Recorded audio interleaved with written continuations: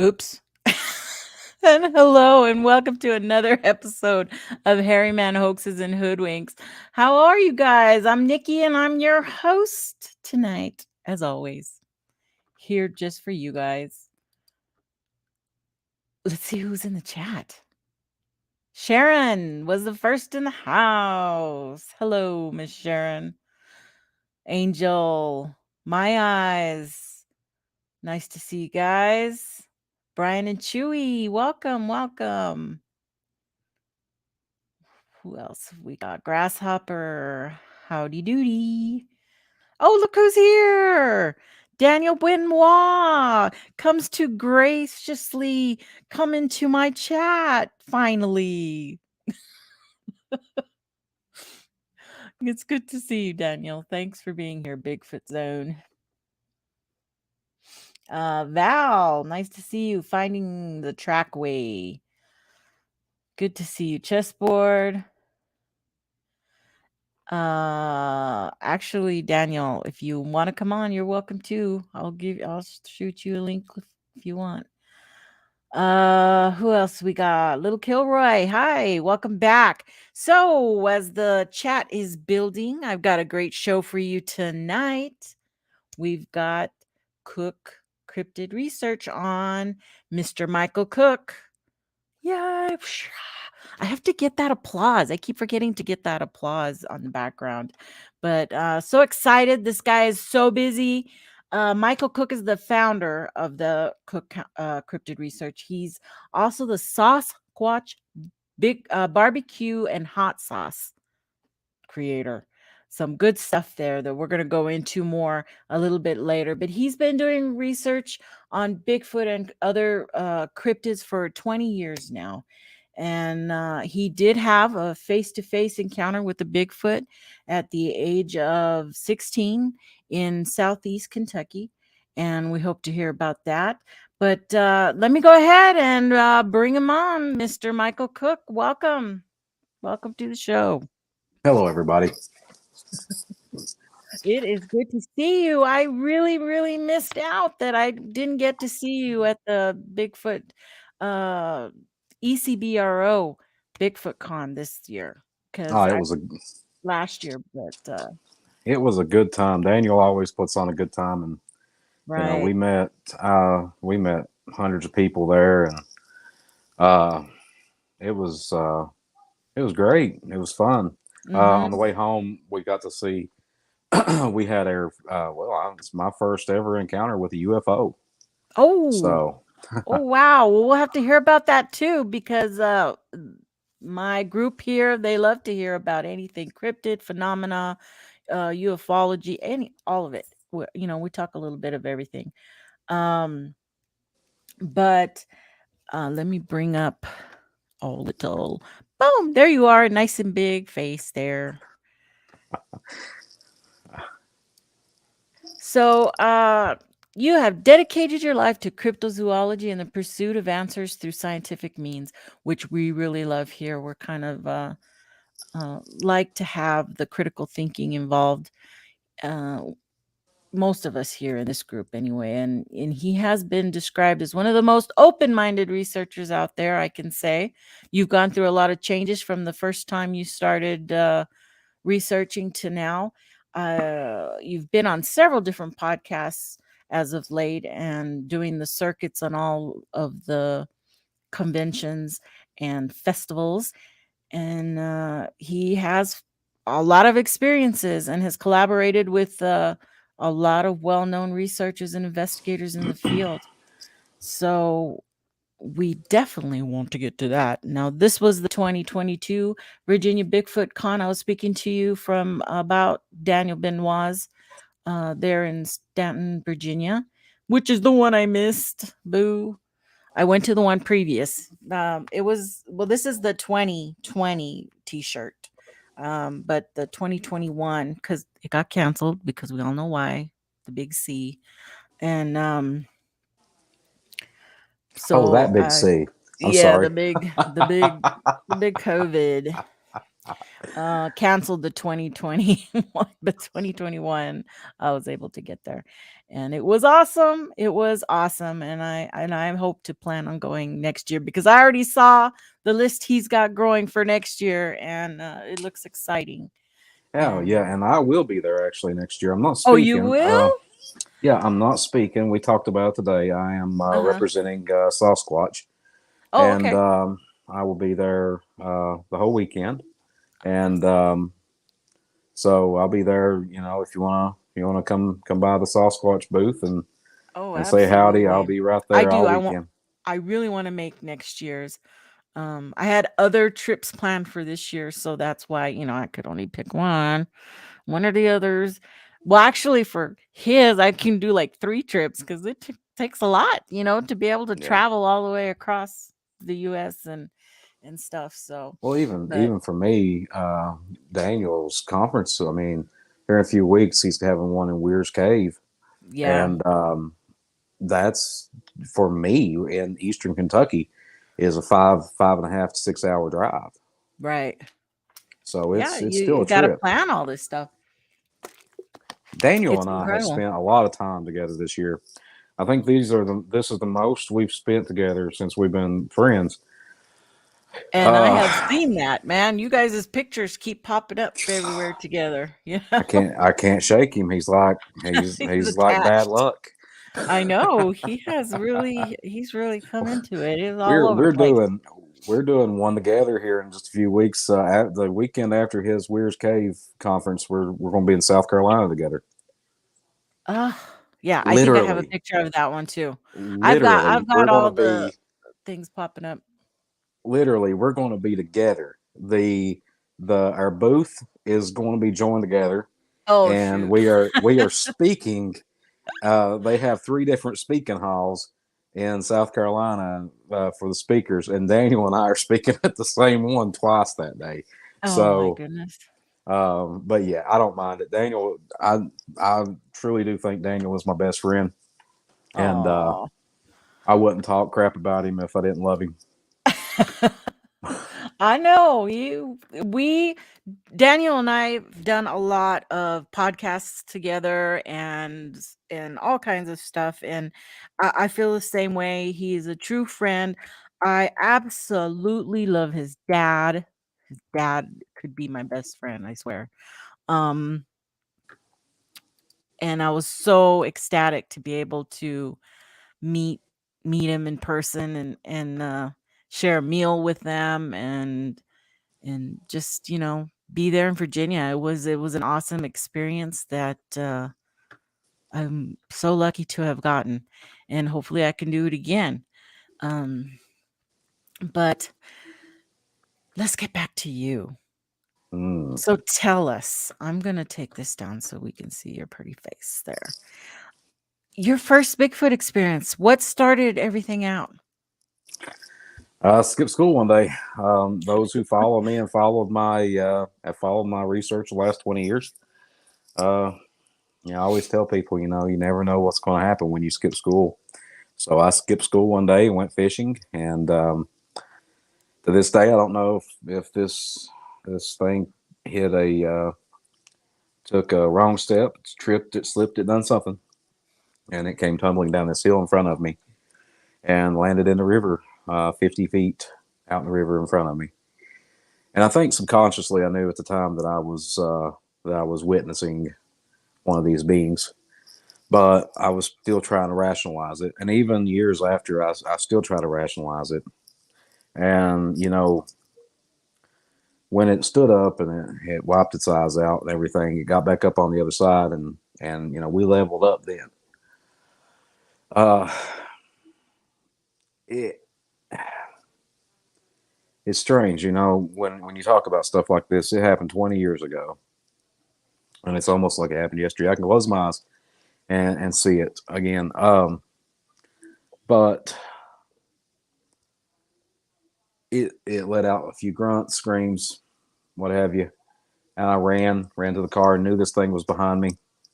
Um, Once I got to the car, it wasn't behind me. It was up in the woods. It was up on the ridge by then, and I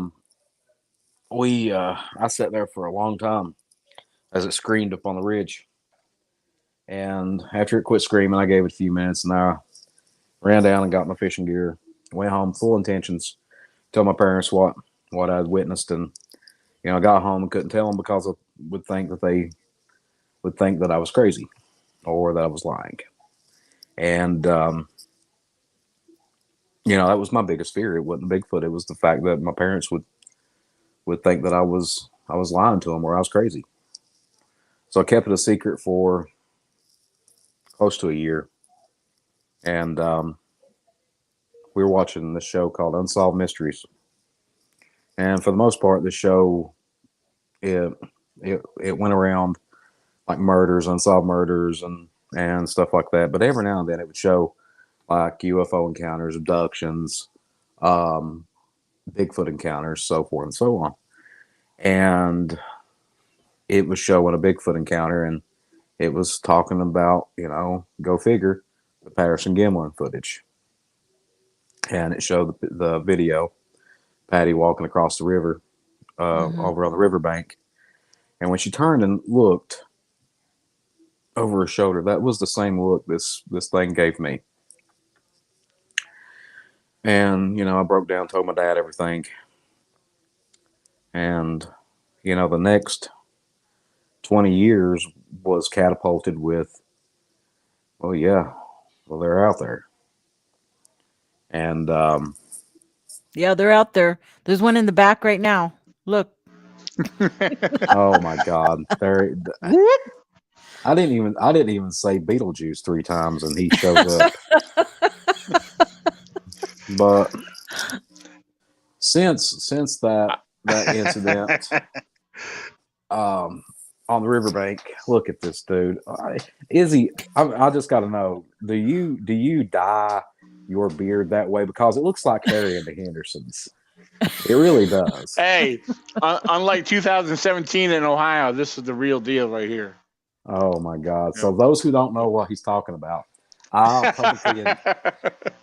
publicly embarrassed him in front of Animal Planet's Finding Bigfoot's Cliff Barackman. Yeah.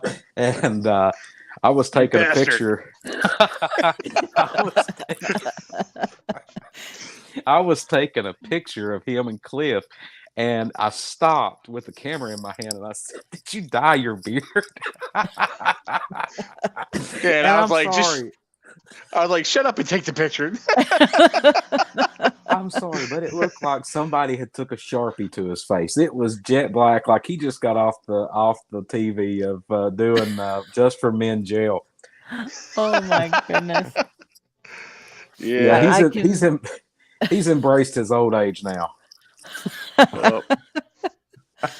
Yeah, it looks good. I mean, I keep this because Jessica loves it, but she said, "You're probably getting tired of your beard." I said, "Well, it's kind of literally is growing on me. I mean, it just, or how else to put it, but so I mean, you're gonna start looking like the It pretty soon. It's just gonna.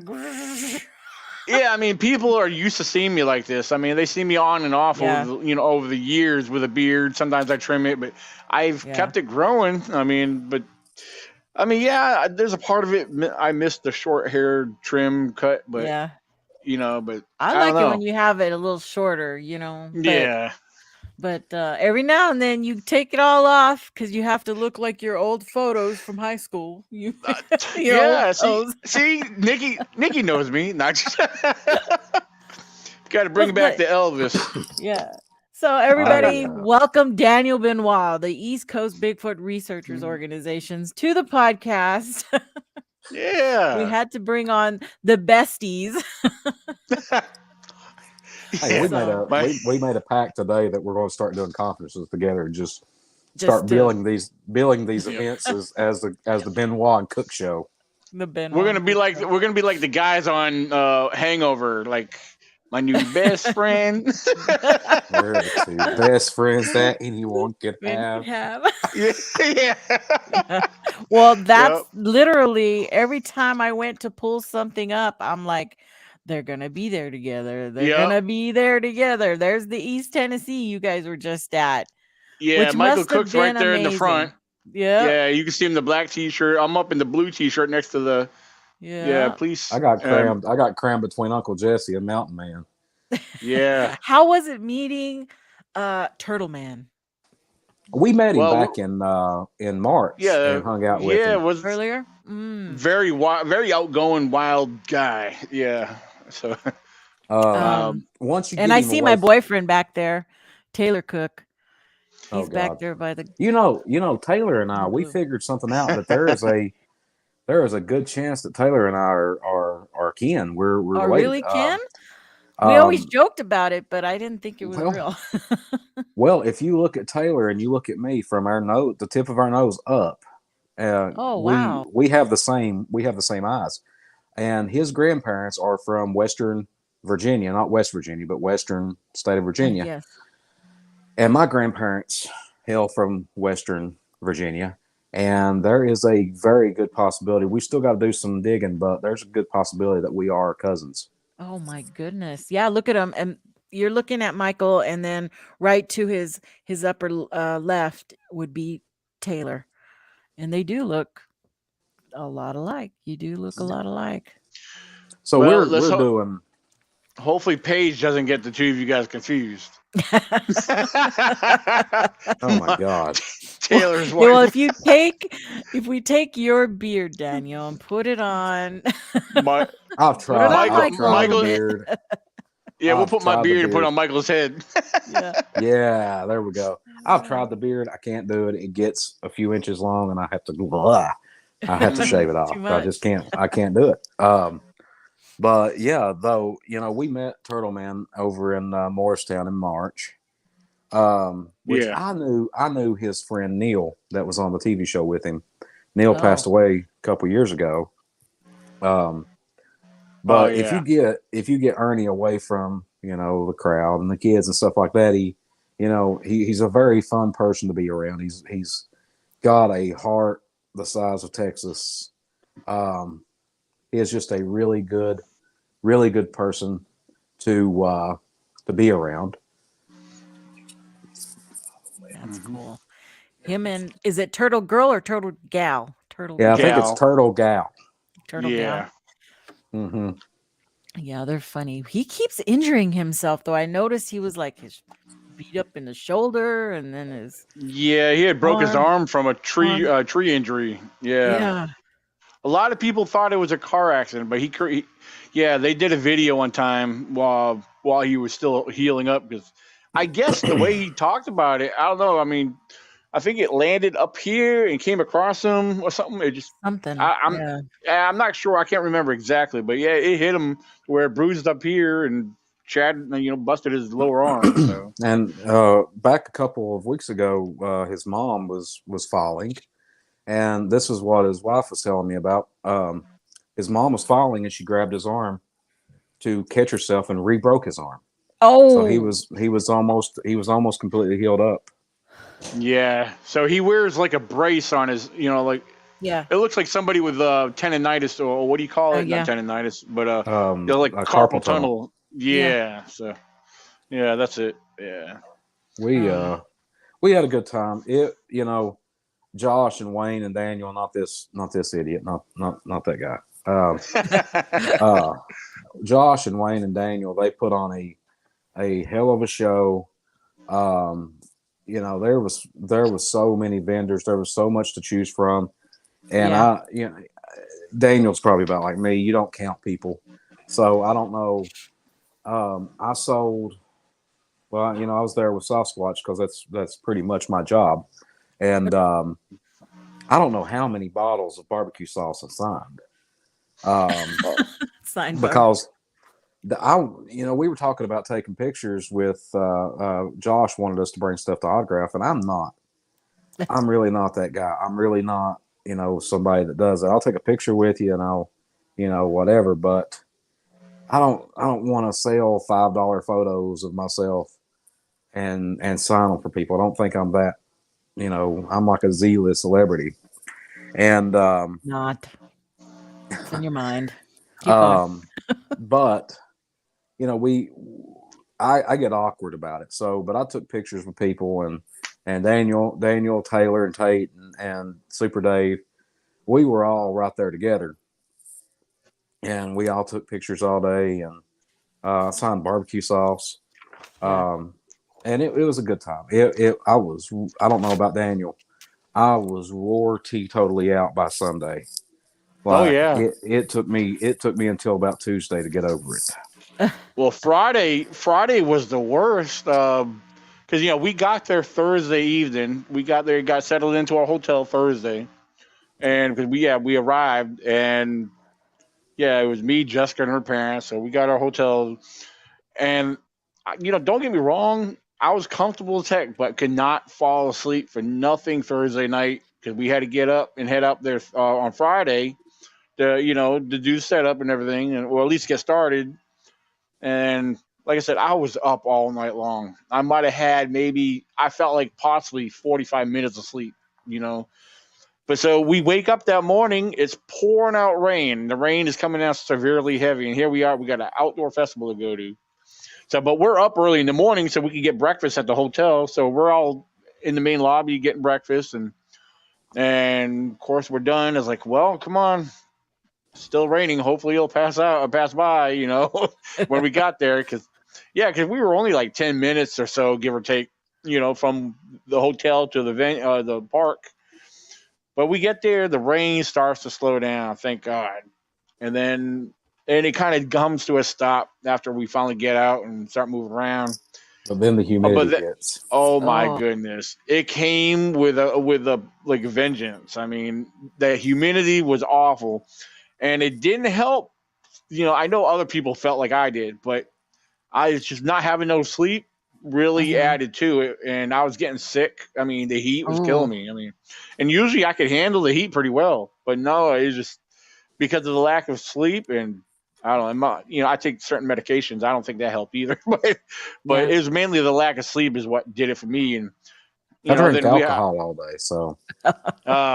Yeah, I mean, I try to I stay hydrated the best I could, but Daniel goes, do you have anything to drink? And my colleague goes over and raises it up, and his eyes get real big, and he goes, "Where's the Diet Mountain Dew?" Oh my God, it's under the I was like, yeah, because there was all these hard Mike iced teas and I forget what else you had. I had Michelob Ultra and Twisted Tea. Twisted Tea, that's it. Yeah. Yeah. Oh my goodness. But it was a good time. I mean, they've got it planned for next year now, and we're all involved in it. And they're actually. Oh, go ahead. I'm sorry, Mike. Oh, it's going to be in Pigeon Forge. I don't know what you were going to say, but go ahead. Well, basically the same thing. Yeah.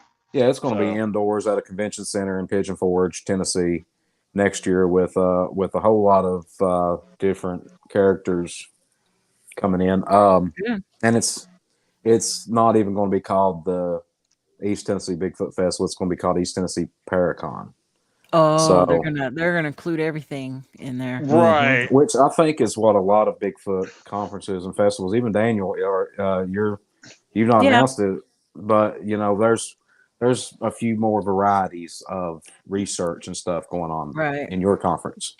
Right. It just makes sense too. It does, to bring everybody and have more variety for other people to come, Right. Like, I'm not going to change the name of my event, but I do, like, I'm sure, Michael, you've seen, like, I had a lot of paranormal people there this year. A lot of them were set up, vending, and the Twisted Realm Paranormal Society, they are also a production crew, which, I mean, they travel all over the place, and they're the production crew that's actually doing the new TV series that they filmed me for, that's coming on Paraflix. So that should be interesting. Like I said, they got a few TV series already under their belt and established. So, but they were there. We had other local. I mean, they're out of here in Virginia. We had others that come from Richmond, Virginia, to Fredericksburg, Virginia. They all came out representing who they were. They had followers and fans follow them out to our event, which was a major big plus. And so I mean, it was awesome. I got to say, I think we have a much bigger turnout this year around than we have had in the previous years. It was a constant flow. From the time we opened the doors to the time we got out of there, which was so funny. We had a lot of people staying, and all of our presentations kind of ran over. And God, man, we had an 8 all day. And the Squatch Watchers and I, we run together too. And I was sitting there, and I was like, this was after I gave Daniel the flag and the veterans the flag, their flags and stuff. I made wooden flags and brung up. We were standing there, and we were getting ready to do Q&A, and I just stood up. I went, "Hey, does anybody have any questions that they didn't ask while we were doing our presentations?" No. Everybody was like, "No." I was like, "All right, see y'all later. We're going to the depot to eat." And we left. Yeah, because at that point, it was what was it, about around 6 o'clock, 6:30? Dude, it felt like we'd been there for 4 days, though, man. I was feeling rough. Yeah. Yeah, I mean, it was very busy. It stayed busy because the Squatch Watchers got up. I'm really happy and proud that they did what they did in the beginning too. They covered. There was supposed to be a what do you call it? Like an opening ceremony, but people don't show up. I was waiting for people to show up. And if they don't get seated right away, so it was probably more around 10:30. Give or take. Maybe it wasn't. Yeah, maybe it was around 10:30. But I was like, the Squatch Watch. I think it was Taylor that came up to me and said, "Hey, how about we do a contest?" I said, "Yeah, absolutely." So they started getting people together to do a Bigfoot calling contest, and they did an amazing job with the people, and they had adults and children involved. So that's cool. They got a couple short videos of that, and people had a great time. So those guys are just. I mean, I would like to make up something to make fun of them right now, but honest to God, those guys, the Squatch Watchers, I can't do it because they are just so good. I mean, they are very good-hearted people. They are. They're very good, and they're very tall. I felt like a little dwarf next to those guys. Let me tell you. I can't say nothing. I'm not a very tall person. Wait, Nikki. When you meet me next year, you'll see. I have a picture, and I'm like up to their underarms. They all give me hell because I'm not a tall man. But I'm fun size, and that's that's what I'm gonna say from now on. I'm fun size. When these guys are running from Bigfoot and getting knocked down by branches, I'm just gonna be running right through them. I'm gonna go under their legs and shoot right through them. Yep. But that's great. But no, I mean, the Squatch Watchers, they have a lot. If you've not watched their YouTube video, they get like 1 million views on their YouTube videos. They have over 20,000 or more subscribers. I mean, they're super. I had them on too. here on the show. They were great. Yeah. We're getting ready. We're putting a podcast together, Taylor and Tate and I, and we're getting ready to start doing something like this. But good segue. Daniel, myself, and the Squatch Watchers are all involved in this new film being made right now. It's called "I Believe in Bigfoot," and this is. I'll go ahead and say that this is probably going to be one of the go-to premier Bigfoot documentaries that's ever been made. The trailer's out. The trailer is out on my Facebook. It's out on Daniel's. Daniel shared it 1,000 times. I've shared it 1,000 times. But it's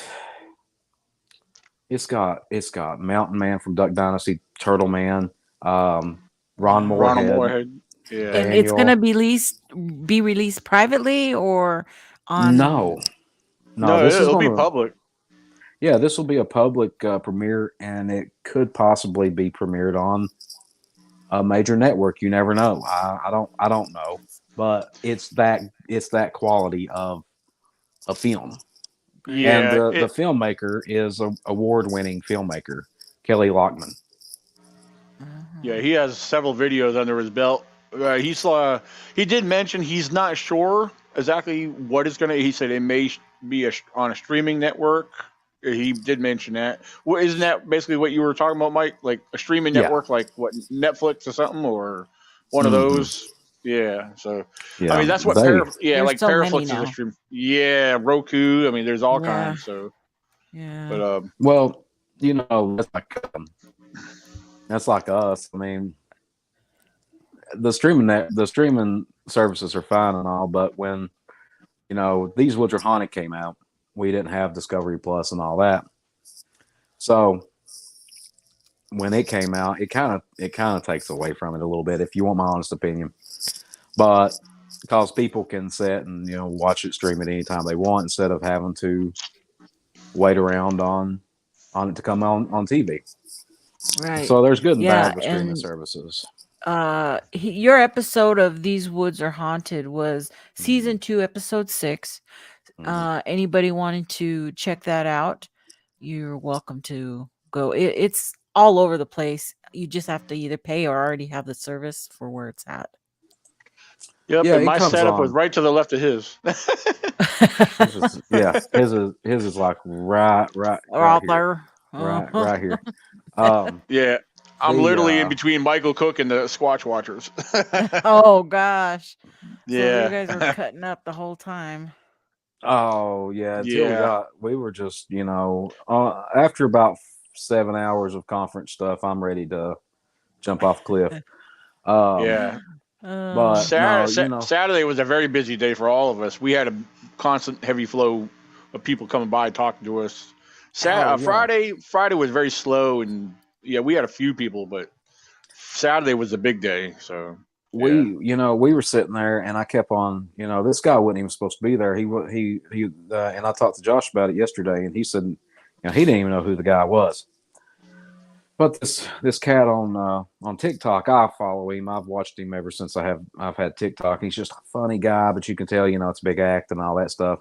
And his name is Hillbilly Red, and he's got 1 million followers. Well, I kept on noticing somebody over there, and I got up and walked over, and I was like, "Man, you look a whole lot taller. You're a whole lot taller than you are on TikTok." And he said, "A lot of people say that." And we got to talking. Well, we became friends. And he's got a couple of bottles of Sasquatch. He's currently right now.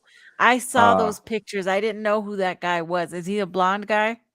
no, No. Yeah, this is a guy with a long red beard. There's one picture of him and his pregnant wife. No, that's not who I thought.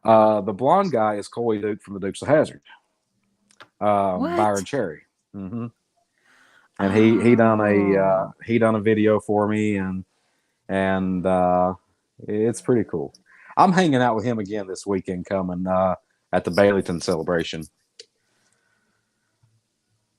I was gonna see if I could find it real fast, but yeah, no, I was trying to recognize all these different all these pictures you guys have with all these people, and I'm like, I know I recognize them, I just don't know where. There's a turtle man. Yeah, when you see it, you'll know who he's talking about. Because I think Michael, you got a picture with him, and then there was also a picture of him and his wife together. Yeah, with the barbecue sauce. Yeah, because I got it. I see him. Which he told me. He said, "Do you have any hot sauce?" And I said, "I do, but I don't have it with me." And his wife says, "No, don't." And I said, "Why?" And he goes, "Oh, well, I was going to make a TikTok video. I was going to take out hot sauce and drink it all in one drink." And I said, "Well, listen, it will kill you. It's hot sauce, and I make mine a special different way. Mine is maple whiskey hot sauce. It's very good. Daniel's had it. Yeah, there he is. That's great stuff. That's Hillbilly Red. There he is. Yeah, but in one of his videos, it shows him taking a full mason jar of moonshine and taking it down like it's water. God. I know, and then you can see him catching his breath afterwards. his wife said he ended up in the ER that night, and I can believe that. Moonshine is rough. Yeah, I'm a drinker. I'm not a drunk, but I'm a drinker. Moonshine is rough. That is crazy. But if he thought he could take my hot sauce and turn it up, I would like to see it, but I don't want to see it. I don't want to be held liable Right. in that. My hot sauce is made in such a way where you will get the initial bite right out the Oh, gate. okay. It's not So it something that. so it's a little spicy, little spicy. Well, here's the thing, and Daniel could probably describe it better than I could, even though I make it. You know, whenever you taste of it, it bites at first. It's very hot, very intense, and then all of a sudden, You get the in just sweetness. you get the sweetness, and it changes just in just a snap of a finger, blink of an eye. It changes back to a sweet flavor, and you get that finish of the heat. It's very See, good, and very good. It's, yeah, I've tried all kinds of hot sauces. Some, most hot sauces to me are very mild, but I've had some extremely hot sauces that give you warnings on the label. Like teardrops will make you almost die. But Michael's hot sauce, yeah, it's hot sauce. It's definitely hot, but he's got that flavor. It's got that sweet, enjoyable, delicious flavor. So yeah, where your taste buds are just singing hallelujah, Right. Woo, so so yeah. man. Yep. so, So Nikki, I need whenever you come to the conference next year, I want some. What's I up? want some stuff. You I want some want some. food? What are they called? Crap. Up, and you don't get any because you don't know what the name of it is. They're made. They're made with. Oh my Tamales. God, tamales! I want some tamales, Everybody and wants some I'll give you a tamales. bottle of hot sauce for some You know tamales. what? My husband's friend just came from Massachusetts to have my tamales. This last wow. weekend, Oh, last weekend. He goes, "All I want is some of your tamales." So he got we cooked the last 2 dozen while he was here. So the next man. ones won't be made till November because that's when I make the next batch. Yeah. But Yeah. So is that Sam DeLoach in the background there? And yeah, yeah, that's and I him just standing saw next to me.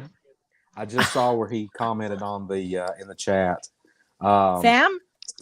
Sam, he's a Oh, Bigfoot and Deadhead, and from the bottom of my heart, I welcome Sam back to the Bigfoot community. He kind of left for a couple years, and he's collected himself, and now he's back, and we're going to collaborate and do a lot of cool stuff together. well, that's He's actually awesome. him and Kim, his wife, are hanging out with me this Saturday at the Baileyton celebration at my booth. Oh, nice. And you'll be able to catch Sam a lot of different places too that I'm at. Sam is one of my best friends. We talk every day. He's like Daniel. Yeah, Sam and I have talked a lot because there's so much craziness that through these Yeah. last 5 years that have gone on that Sam and I have been involved in, and you always have somebody you can talk to, and I had Sam on my show and had him talk about his uh whole thing that where he got hoaxed, and we did a great job with that show, and I look forward to meeting Sam someday too. No, Yeah. he's just like he He's is a great on. guy. Yeah, he's funny. He's a good guy to be around. Him and Kim, they came to my booth there Saturday and just hung out with me all day. Oh, And nice, nice. yeah, they're just good people. They're good people. Very down to earth and chill. Yeah.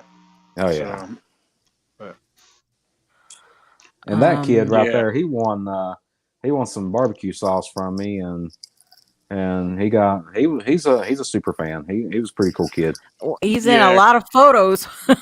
Yeah, because the first one you popped up, that was me signing an autograph for him. I think we all signed autographs for him. So yeah, Connor Jarrett is his name. So Yeah, Connor. Ah, yeah. Yeah, then one young guy came by and we were all signing a football, which was very interesting. Oh yeah, I remember the football. Yeah. Now is that's that Connor Turtle with Gal?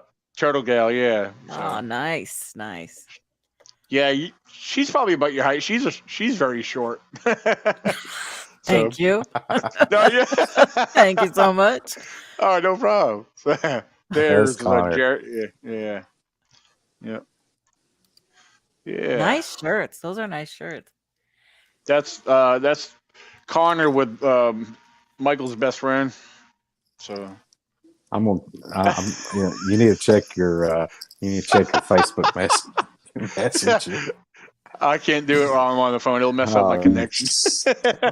You suck. No, That looks no, like oh no, I can't remember his name. Is he nah, deaf?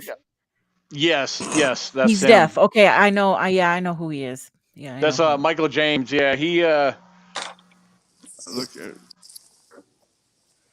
what? Look at his new. Oh, okay. Who is this guy? That's Jimmy Houston. Yeah. Yeah, He's one of my he lives heroes. down in Louisiana. Man, he's a legend. I grew up watching him on TV. Yeah. Okay. Yeah, he's a professional bass fisherman. Yeah, he's had his own show for years.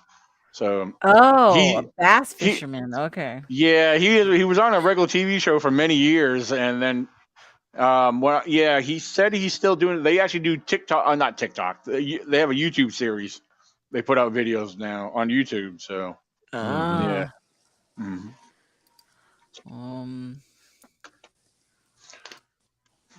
That is Alex Webb from Barnwood Builders. That was on A&E and the DY do it yourself. Yeah, DIY. There we go. Yeah. A little dyslexic.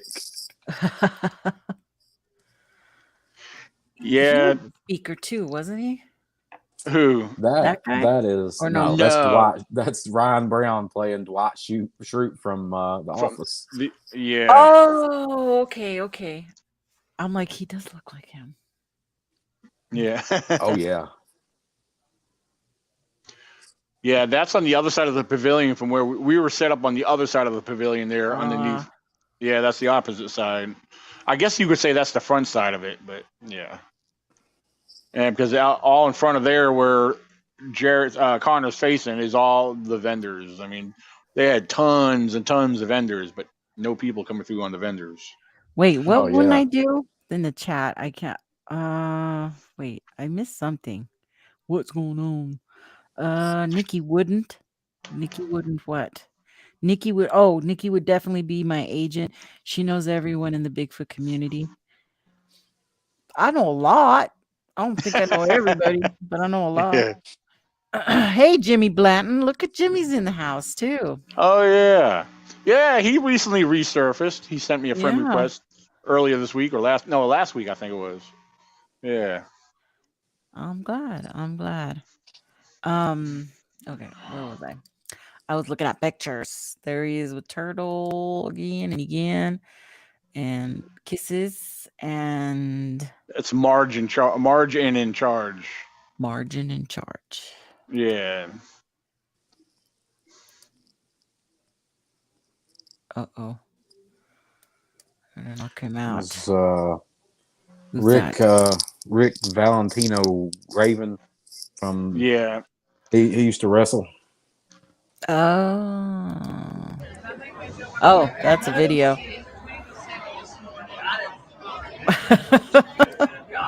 That's funny. So anyway, fun. Looks like there's fun. my signature right on the shoulder of his shirt. Oh. No, you're fine. I got it. So in your research, in your cryptid research, are you going out as much now that you've got your Sasquatch going, your barbecue stuff? Are you still heading out into the woods a lot? Oh yeah. I'm spending equal amounts of time researching. Probably researching more now than I have in the last 4 or 5 years.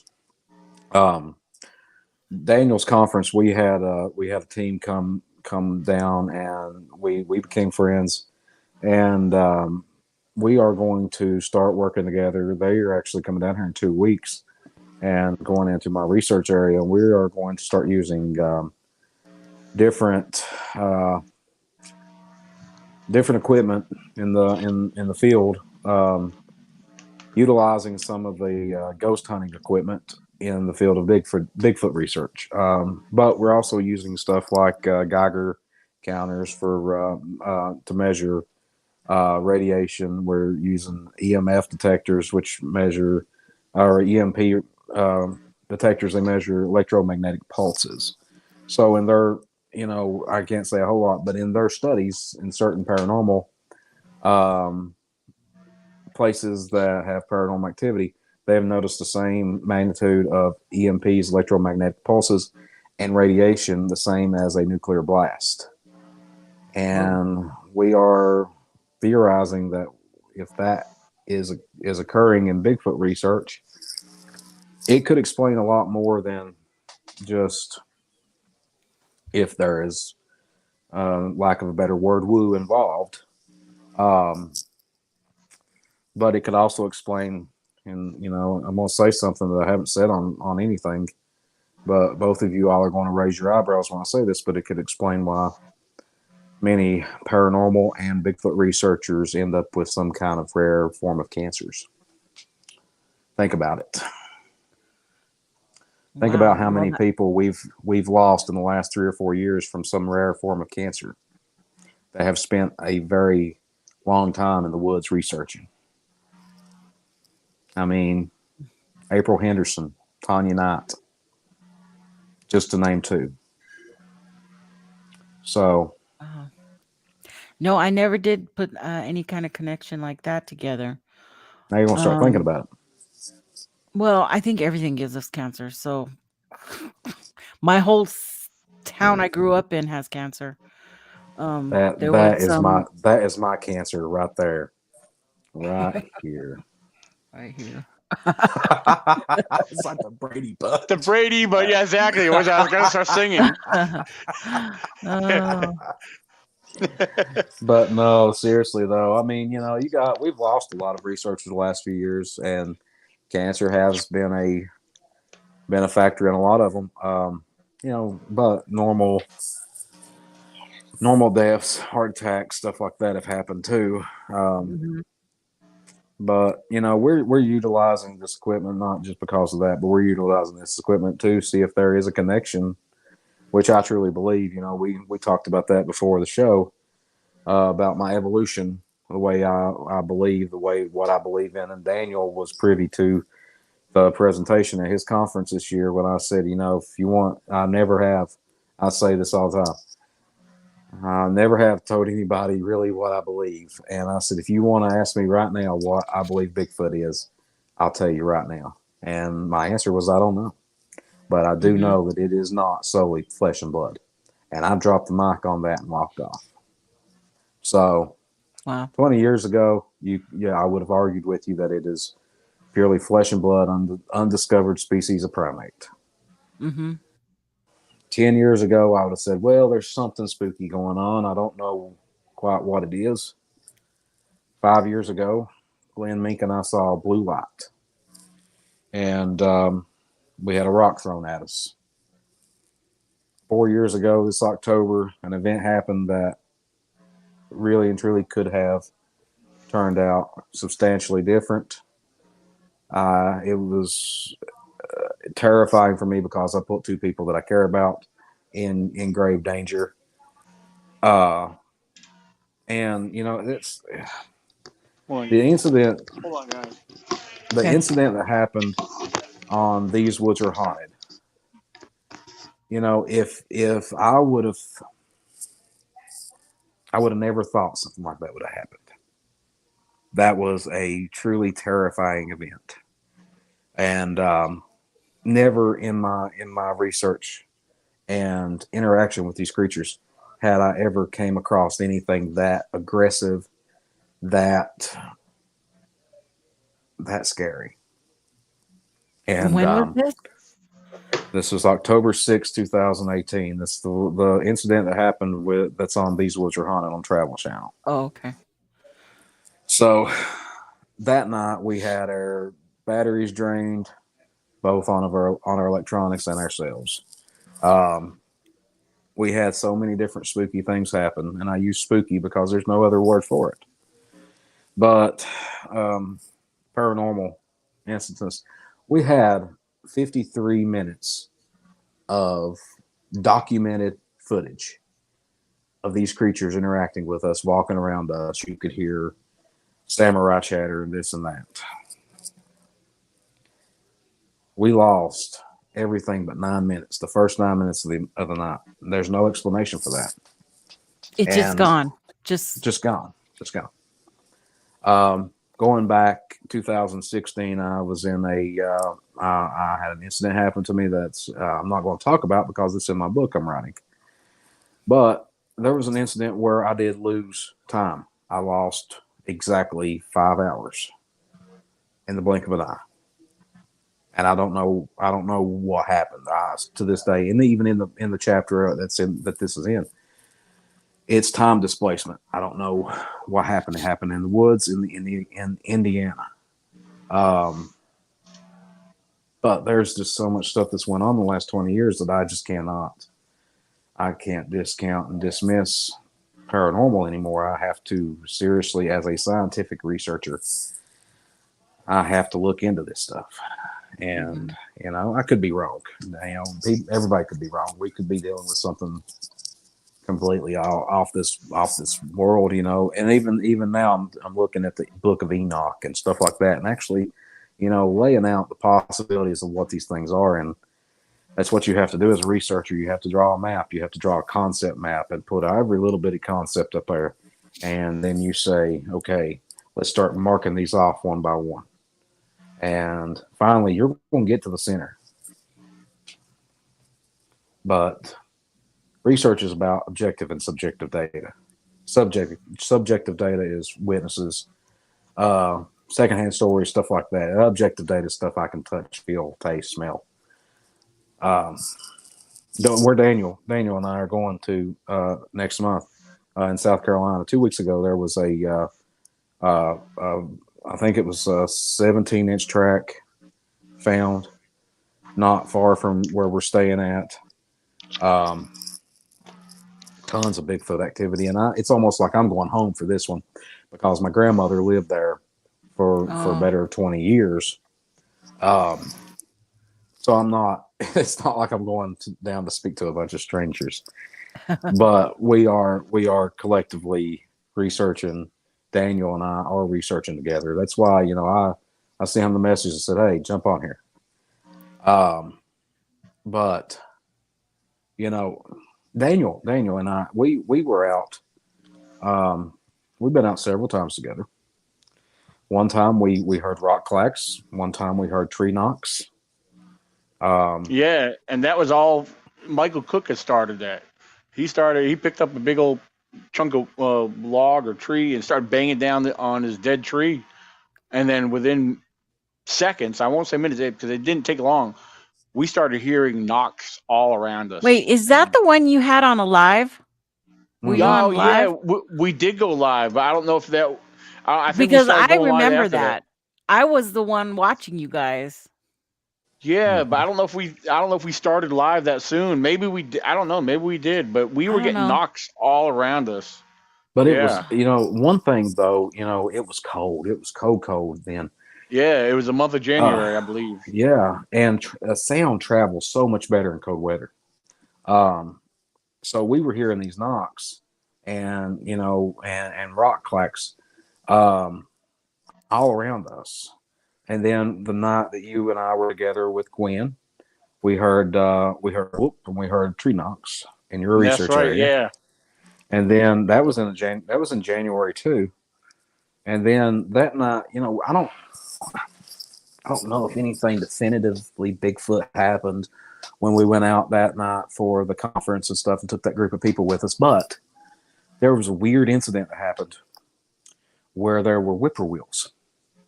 Oh, and yeah. And the whippoorwills was just calling off all around us, and all of a sudden they stopped. And then you could hear them traveling, like one would whippoorwill, and then all of a sudden another one would whippoorwill. And it was almost like they were following something. And it was just a strange, eerie feeling there in Daniel's research area. But there were several people with us that night. Yeah. Well, there's other areas out there. Actually, that's not that area we were in. It's part of the same national forest, but That's not my main research area, but I used to spend a lot of time in there. But over where I normally go to camp, yeah, you'll hear whippoorwills out there. But I'll remember there was one particular time I was camping out up on this ridge road, whatever. It's more of a jeep trail, and yeah, the whole night it sounded like they were right outside your tent. The whippoorwills are nonstop. But sometimes they do. They'll go on like that for a period of time. Then they'll like completely shut off. And then all of a sudden, maybe, yeah, it's weird. It is very strange, because I can recall this certain particular area where they used to sound off like crazy constantly, and then they stop. And in this particular area, the same area where I had a buddy of mine, older gentleman, said he was like, he had trouble sleeping one night. And he recalled hearing the sound of bears nearby in the woods where I don't think he was set up in the same area, but he was he was somewhere off that Jeep trail. And he said, Daniel, he says, I know the sounds of a lot of animals, but he said, there was something on 2 feet running through the woods. He said, this was probably about 2 o'clock in the morning. And, keep in mind, this general area, there's no residential around there. I mean, and the camp areas, they're so, what's the best way to put it? They're so spread apart, and they're primitive. There's no electricity, nothing. But yeah, he was hearing something up there because he was describing different sounds of wildlife he was hearing. You could hear deer move around. And yeah, he said he told me he heard bear up there, but then there was something that would end up running through the woods, like bipedal. And I believe him because I know what the sound of bipedal is. I've heard that. I heard 2 steps 2 feet walking away from me, very large and heavy. That was actually the year after my 2014 encounter.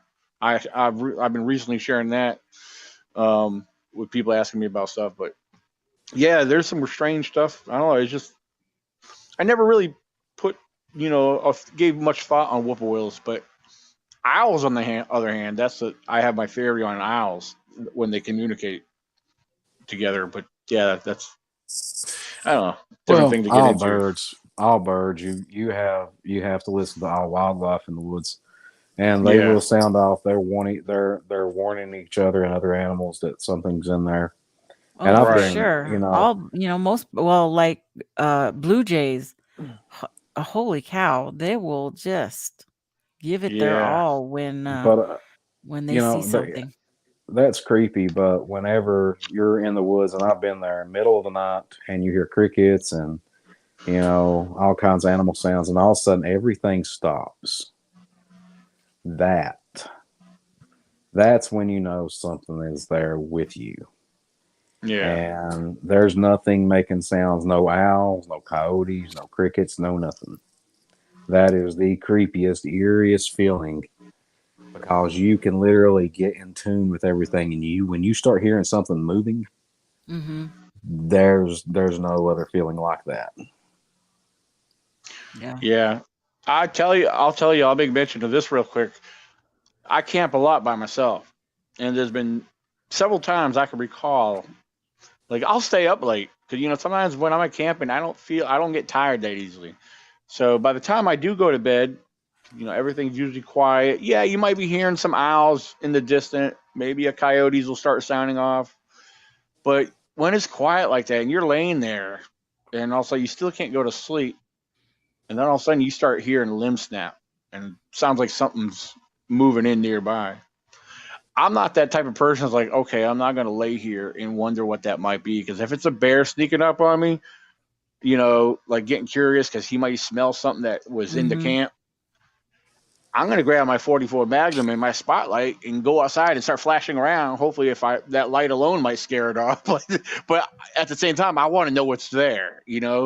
I've been in that situation a few times. Like, I hate having a mystery you're all alone in that tent. And yeah, you're armed and protected, but if you feel less protected when you don't know what's on the outside, because you don't know whatever it is, you don't want no surprises. But yeah, but then again, even sitting outside of the tent even with the fire going, I mean, depends how big your fire is. It's only going to put out so much light, and it's quiet out there because I've had several quiet nights at camp. But sometimes you'll hear something nearby, and it's so dark you can't see, but barely 10 feet away or so, from your view. And yeah, I always keep a spotlight nearby because you don't know what's moving in, what's getting curious to check you out, So, Not me. And the thing, well, it's not. You don't want to. At the same time, you don't want to worry about Bigfoot. It's the other predators that that exist in those woods. That Nah, I is still what don't mainly want what. nothing. Yeah. I still don't want to know what's coming after me. Just take me. Just come and get me. Make it quick. Man. Make it quick. But well, that's good. I'm glad to see that you guys are joining forces in that. Are you still going to either be Virginia and then just Kentucky, or are you guys going to try to do other areas? Kentucky. Oh, yeah. We need to hit Tennessee. Tennessee. I've been getting a lot of reports and people sharing like, "Hey, you got to get down here to Tennessee." I got reports for South Carolina too, but I don't know if we'll have time to go check that out. So, but unfortunately, with us, we have our research areas. Daniel has a huge area up there in the Blue Ridge Mountains, and I have it down here in the Daniel Boone Forest, and we are extremely busy when it comes to that stuff. Yeah. I would love to be closer to Daniel. There's absolutely no way I'd ever move any farther north than what I am right now. I'm sorry, y'all, but I can't. The older I get, the worse, the less I like cold weather. So, the fact of the matter is, though, Daniel and I, we have the opportunity. We are just, like I said, 5 hours away from each other, and if needed be, that one of us needed help one weekend or whatever, we could make the drive. But Daniel's habituating his area, I'm habituating mine, and we're running our research by each other and talking about it in front of people. And the stuff that's happened to us, you can never take that away from us. You can never take what's happened to me and Daniel together. You can never. We share that bond. We share, encounters together. But it's a good, like right now, it's a good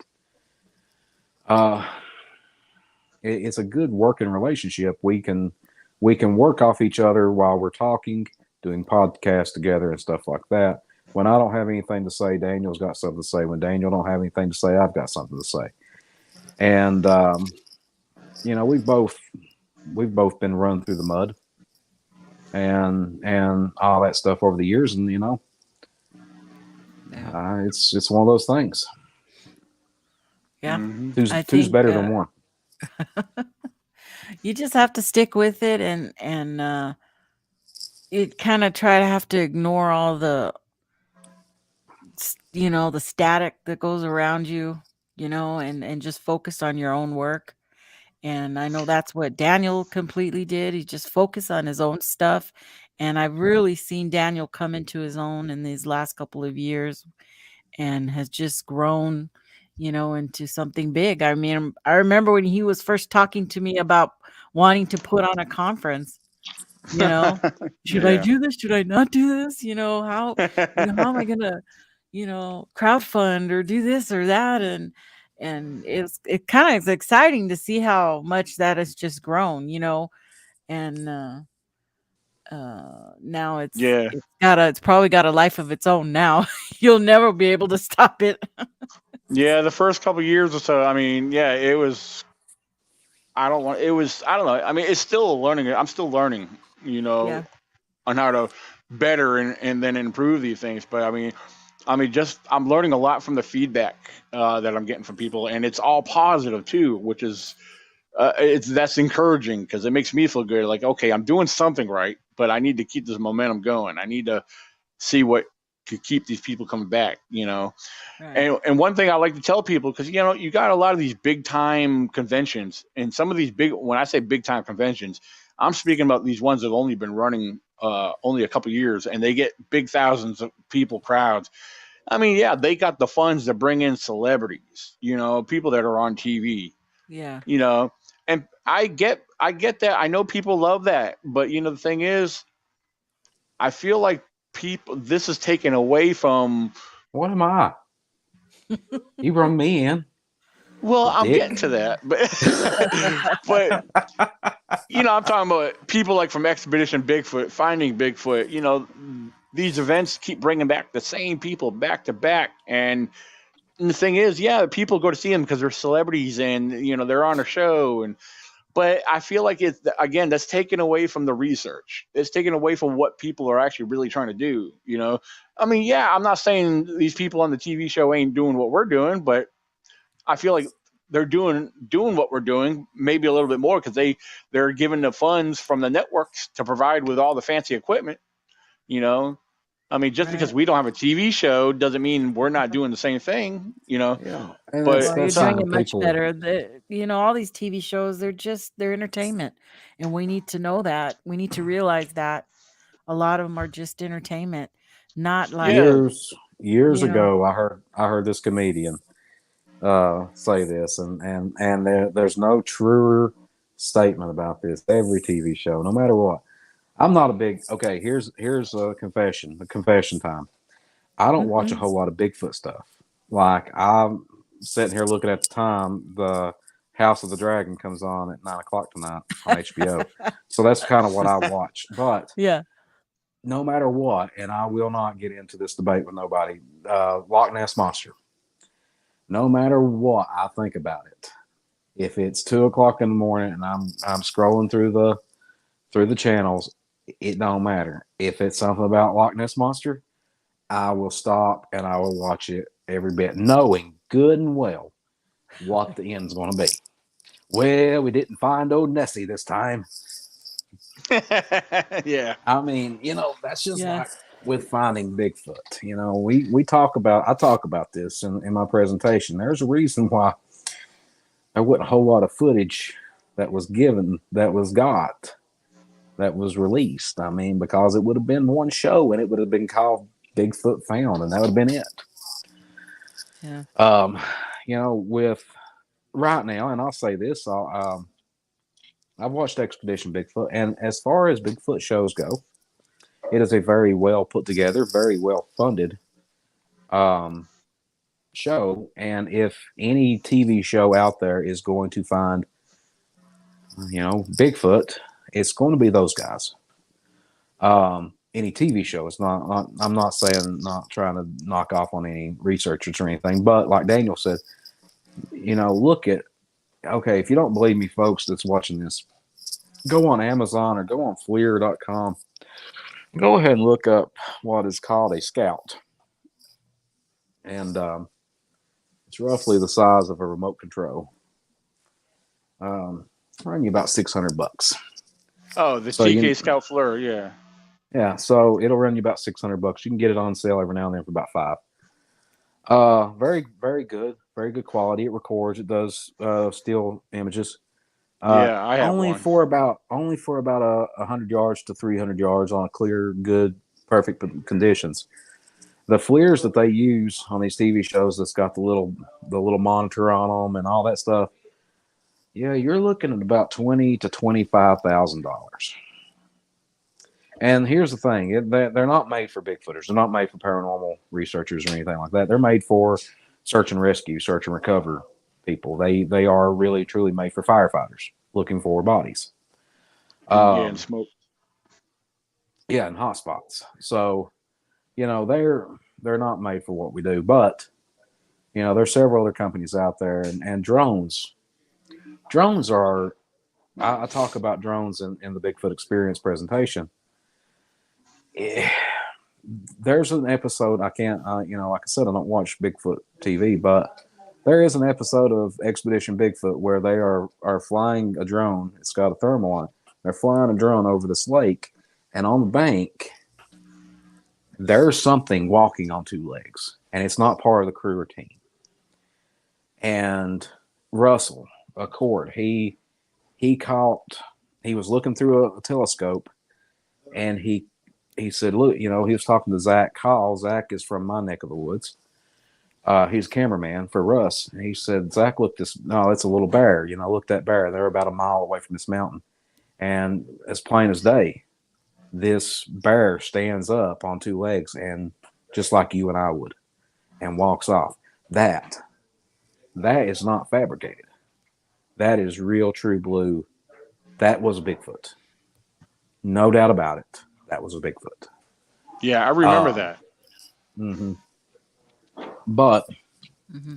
like Nikki said, okay, folks, you got to remember something. These TV is entertainment. On our episode of These Woods Are Haunted on Travel Channel, I have to say it like that for a reason. Me and Daniel was talking about this yesterday. Travel Channel's These Woods Are Haunted, that episode that I was on. There's a reason, or 95% of that is true blue accurate. Now, the other 5% is not that it's like made up or anything. It is severely exaggerated for TV purposes. It is dramatized for TV purposes. We never ran. We never, when I knock on the tree, when the actor knocks on the tree, I never knocked 3 times. I knocked once, and the only reason I knocked once is because the stick I was using broke. And as soon as I knocked, a few seconds passed, and one knocked on the heel up front of us. And that's when Kenny had his come to Jesus moment. And he looks at me and he says, "What was that?" And I said, "Kenny, what do you think it was?" I said, "We're out here doing something. We found it." And it was that moment where I said, okay, my new mission instead of Bigfoot research is getting these two out of here. We got to get out of here. Mm-hmm. Yeah. And it goes back, the whole time you think, yeah. And Daniel, I might be wrong, but you have people, sorry for this, but you have smartasses that come up to you all the time and they say, "Oh, you found Bigfoot yet? What are you gonna do when you find Bigfoot?" Yeah. And then all of a sudden, you can come up with whatever you want to come up with to those people, but at that moment in the woods that night, I said, okay, what do I do next? Because I hadn't ever got that far. And it was scary. It was terrifying. Mm-hmm. But, you don't think about it until it's all said and done and how you would do things different. So hindsight is always 20/20. I pushed it that night. I pushed it too far for my own personal greed, I guess is what you could say. I wanted that footage. I wanted that definitive footage. Wow. And I think that's when I came to the sudden realization that I don't need proof. I don't have to prove nothing. Something's burning. I will be right back. Continue talking. Thank you. Okay. But I don't need proof. I don't Yeah. need proof. I got my proof 20 years ago on Riverbank. I don't have to prove it to nobody. I don't have to prove it to anybody out there. Yeah. What about you? What's your mission? What's your mission as a Bigfoot researcher?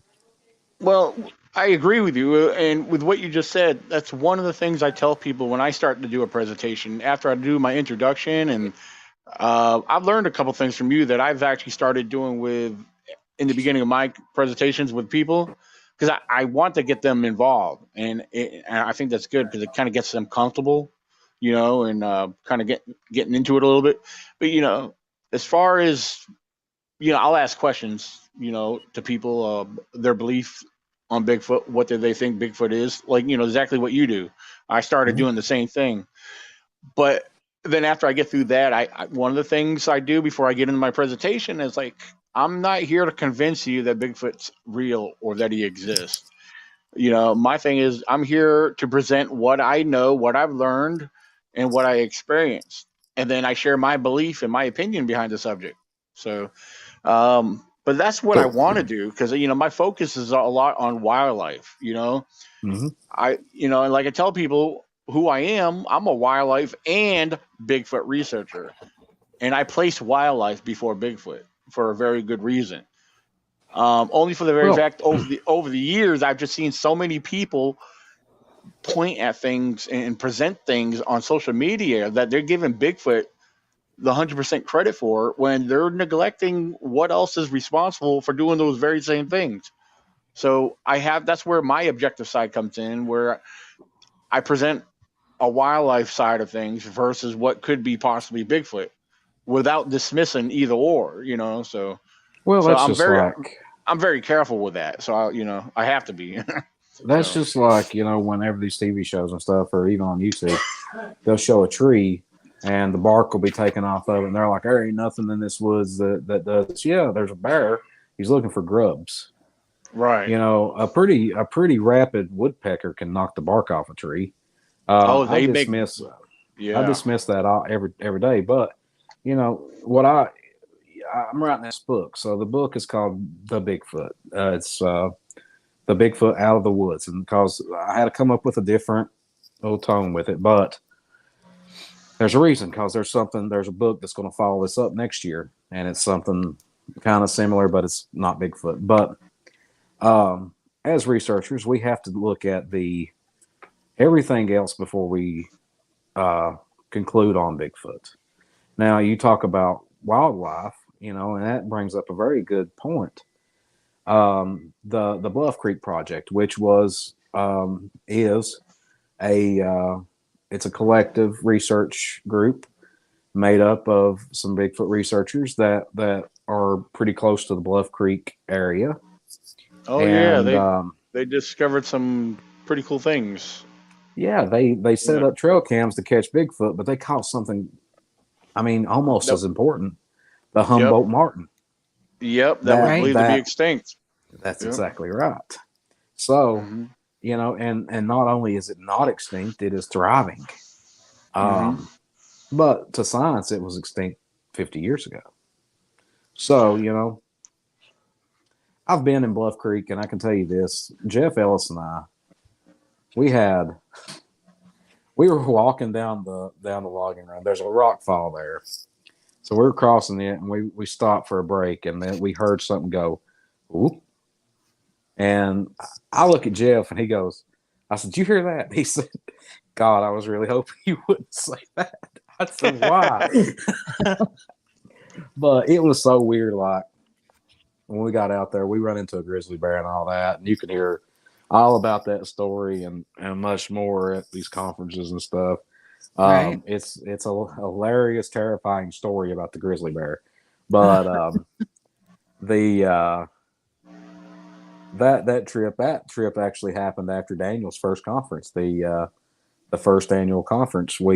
I got the phone call from Jeff, and he said, "Hey, you want to go to California?" And I was like, "When?" He goes, "When are you coming home?" And I was like, "Tomorrow." He goes, "Well, we'll leave tomorrow." We took off to California. But Jeff passed away, and there you go again. He was one of it. I wish I could have got an interview with Jeff before he died for this book. I'm putting a part in there about him and stuff. He was a plethora of knowledge, not just about Bigfoot, but about everything. Like, the guy was an encyclopedia of knowledge, and he was a good guy. But with Bigfoot research and stuff, sometimes we stumble across stuff that isn't Bigfoot related, but just as important. Right. Oh yeah. While Nikki was gone, and Daniel was talking, I kind of thumbed through the comments, and I seen a couple of comments. I'll call you out on it.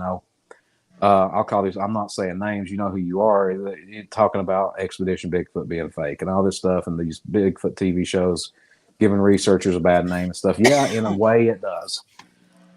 To a certain extent, there are certain shows out there, and I won't mention the names because I'm a good guy. But a certain group that is known for mountains and monsters, they we get a lot of flack from that. But I can tell you this much: I know those guys, and again, they do a lot of charity work. And if they make one kid with cancer smile and make their day, I ain't got a thing wrong with them. Right. Ain't nothing they do on TV to make me change my mind. Right. But you have to be there while this is going on to form an opinion around anything. And And that's the what problem, we're finding is that everybody's going to have their own opinions about this stuff. That's fine. Yeah. That's fine. Um, I'll never try to convince, like Daniel was saying, I'll never try to convince anyone that these things are real. But I would like to talk with people and hopefully sway them into accepting the possibility that, acknowledging the possibility that these could be real. That's all I want. Just leave it open and instead of shutting it down. And the worst thing you can ever do to me, and it's getting worse as I'm getting older. The worst thing you can ever do to me is call me a liar. But worse than that is calling me a damn liar. And when you do that, Mr. Nice Guy, Cook Cryptid Research, Sasquatch, I will make you eat Sasquatch without it being open in the bottle. So don't ever look at me and say that. And don't ever try to sway my words from what they are. And that's coming straight from the horse's mouth. Don't ever try to take anything I say out of context, because I can guarantee you, if it's a battle of wits and knowledge, you are severely outgunned when it comes to me, because I'll outsmart you. So that reminds me of I don't remember word for word, but the presentation that I got to sit in on of Dr. Jeff Meldrum when of the West Virginia Bigfoot Festival. The Friday, the day before the event, there was a big dinner and a meet and greet. Jeff Meldrum, after everyone sat down and ate, Jeff Meldrum did probably about a good hour or so long presentation. Excellent presentation, and he knows he's not talking to a bunch of other college kids. So but yet he talks very sophisticated, but yet simple at the same time. His presentation was very clear and easy to understand. And then at some point, this one lady, I don't know if she even raised her hand. I think she just bluntly spoke out, said something in disagreement to something that Meldrum has said. But I'm going to tell you, Meldrum, being who he is, he was a very humble guy and very cool about it. But yet he came back with something that was, if you didn't pick up on it, it was kind of a smart aleck comment. But at the same time, it was his intelligence being reflected back at her. So. But I like the way he handled himself, and I got to say, he's probably got a lot of experience. So I mean, look he's 60-something years old, so he's got years of experience dealing with people. He knows what he's doing. well, I think that's a good example. Yeah, you get that version of Meldrum. I get the version where he's making fun of me for being an Angels fan at the Ohio Bigfoot Conference pre-party barbecue. And that's that goes to this, with Meldrum and myself and stuff. You take us out of the world, out of the Bigfoot community. We're normal people. We have our own hobbies and stuff. Up there at the cabin before the Ohio Bigfoot Conference every year, they have a cookout, and all the speakers and whoever wants to come. So we're sitting up there, and Jeff is leaned up against the banister, and he goes, "You watch baseball?" And I said, "Yeah." He said, "Who's your team? Who's your team or teams?" And I said, "Well, I'm an Angels fan." And he started laughing, horse laughing at me. But the word or subject Bigfoot never got brung up in conversation that whole night. Now, next day we go into Bigfoot mode and we start talking about it, and that's like right now. I'm not. I mean, okay, I'll admit something. I've talked for the last 2 days on the phone to various entities about Bigfoot because I'm scheduling stuff. And Nikki said in the first of this, and Daniel, as well as I do, I don't have time, to do anything anymore. I'm a monkey in a cage. I'm dance monkey dance. But yeah, I was looking at his schedule. I have it right here in front of me, and it's like boom, boom, boom, boom. Okay, you got to be on this Sunday. You're gonna be busy. This one right here, that right there. So, 1st of October, Screamfest. 8th of October, Weir's Cave ECBRO Virginia Bigfoot Festival. Okay, hold on. I got this 15th somewhere. of October. 15th of October is the South Carolina Bigfoot Festival. The 29th of October is something up in Pittsburgh that he wrote me into. Yeah, it's actually in something. I don't know what that is. That's actually October 29th in Roscoe, Pennsylvania at the American Legion. My good buddy Ron Howes, he's an Air Force veteran and a member of the Legion. I've been actually helping him put that together. That's we called it the Squatch and Treat Festival. We got some vendors set up for that, and so far, me and Michael Cook are mainly the only two speakers so far. I got one other that might be doing it, but that's good. Yeah, because the vendors, we're encouraging the vendors bring candy for the kids, and then there's going to be a parade going by in the evening. So yeah, it should be pretty cool. We'll have we got a food truck coming. That's she's a street vendor that does like tacos and some other foods. So so that should be pretty good. Yeah, I used to buy street tacos and burritos off the guy where I lived at up until 2 years ago.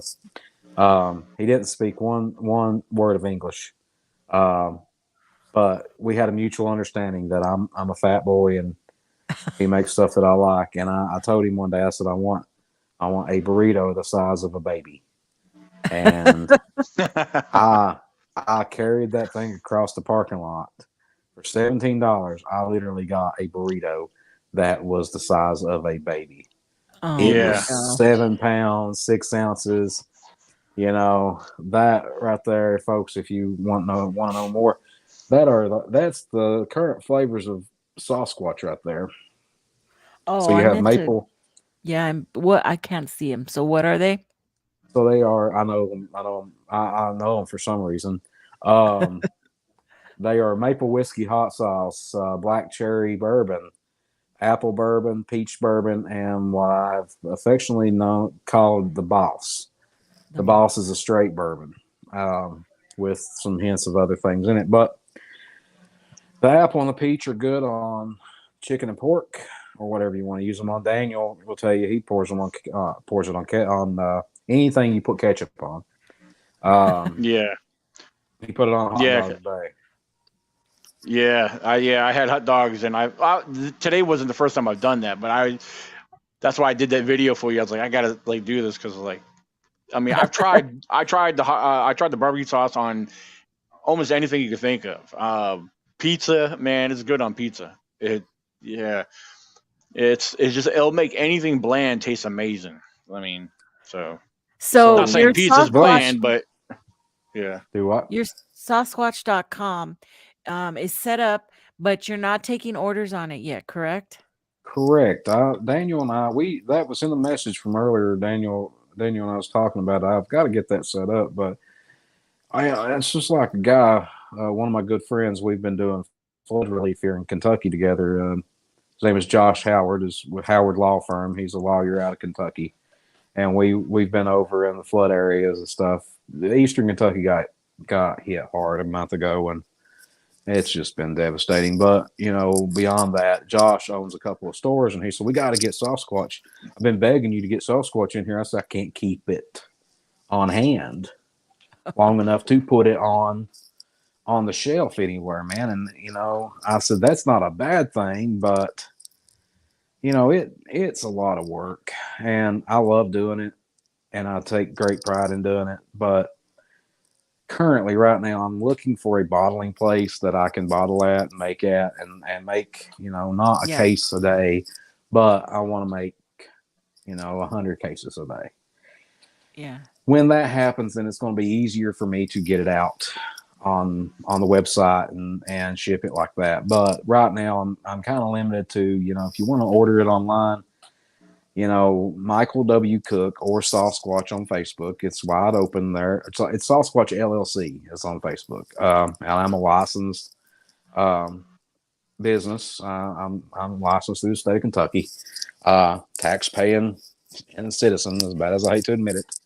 But It's on there. It's on Facebook, and you can send me a message, whatever you want.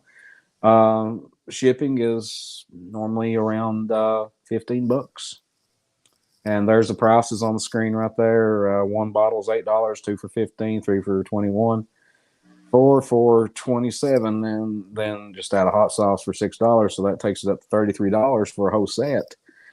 But at the ECBRO Virginia Squatch Fest this fall in October, the first pictures, the first bottles will roll out of 2 brand new flavors. And I'm not going to tell you. I put a hint on Facebook the other day. People could probably figure that one out, what one of them is. But the other one is very tight-lipped, and the ones that know about it know that it has to be kept a secret until the 8th of October.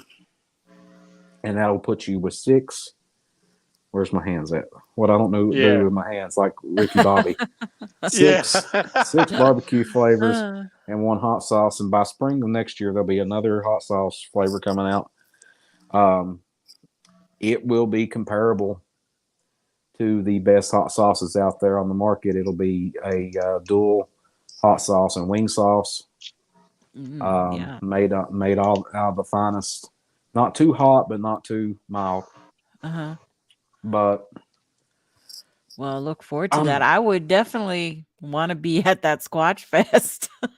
But that's October. I have to do jury duty the entire month of October. Well, I've had it postponed. Well, save the date for next year. June 17th is the set date, confirmed date for our next year. Okay. Yeah. Friday the 16th, we're doing. I'm hosting a VIP dinner the day before, meet and greet with the speakers that are able to come out. So are you gonna stick with at the Stanton? Well, no. The Holiday Inn gave us too many restrictions and limitations. They threw something on us at the last minute. We couldn't have our food trucks that we had scheduled to be there. Oh, shoot! So they did their restaurant. They brought in extra staff, and they still couldn't keep up because people were in there keeping them busy. They only had a couple of people running in there. People were waiting way too long for their food. Oh man! And they wouldn't let. Yeah, so. At the community center where we're having the Squatch Fest, which is going to be all outdoors, the speaking presentations will be inside in the gym. But for next June, everything will be inside. All the vendors will be set up in the gym, but there's an upstairs room where the speakers will be. So, we'll have the food trucks outside in the parking lot. But so, I think it's going to work out better that way because we could have and basically do whatever we want there. And we got a kitchen. I mean, we got access to electricity and no additional charges, So, this venue here, I think, is going to be more suitable for the time being, So, that's going back to that Holiday Inn thing. I read the emails that were sent, and they completely reneged on Daniel and said, "Oh, we didn't do this, or we didn't say that, we didn't agree to that." I'm sorry, but you did. You agreed to every bit of his questions. And if it wasn't such a drive for a lot of us, I would have looked at Daniel at that day and said, "You know what? Tell him to kiss your ass and let's go somewhere else. We'll go to a restaurant and have give them $500 to let us use their back room, and we'll sit back there and talk all day." Yeah. But the fact of the matter is that these conferences, these festivals, you have to have some kind of food. You have to have some kind of entertainment. You have to have vendors. You can't be, too much. I'm so against conferences charging to get in the door. Now the charge to speakers is one thing, but charging to get in the door, these vendors, some of them do it for a living. Yeah. And if you're charging $25-$30 a pop at the door just to get in to see the vendors, that's how much more money those vendors could be making per customer. Yeah. And then if they don't make that at the end of the day, they might not come back next year. Right. So, you get in a situation like that. This past weekend, I believe they should have limited vendors at that festival. I don't know how many. I would Daniel called me on it if I'm wrong, but I'd say there was at least no less than 500 vendors. No less. What? Oh my goodness.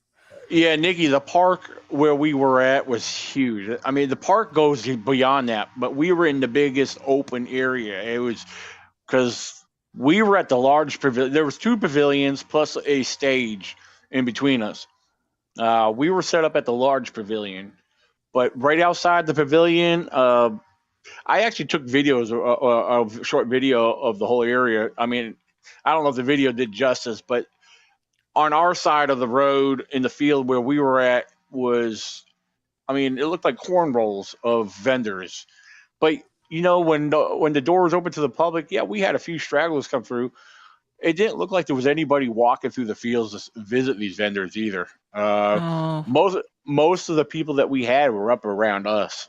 I mean, whoever came there were either at our pavilion or waiting for the music to start. You know, that was a majority right. of the people. You know, but yeah, talking about what you were just mentioning there, Mike, is I was talking to Josh earlier, and he was talking about he's going to charge people regardless to get in the door or not. I said, well, you're going to have people that want to just shop and browse the vendors. I said, you should have a separate guy at the door to where the speaking's going to be at and collect them for that. But so I don't know. He's determined just to charge everybody regardless. I said, It's well, his conference. It's his deal. oh, It's I his show. know.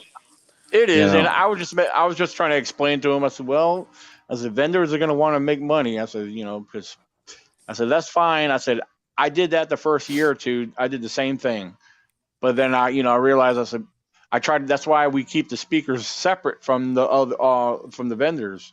So we want people to come in and shop the vendors. That's what we want them there for. You know, we want people to Right. enjoy and check out stuff. You know, so.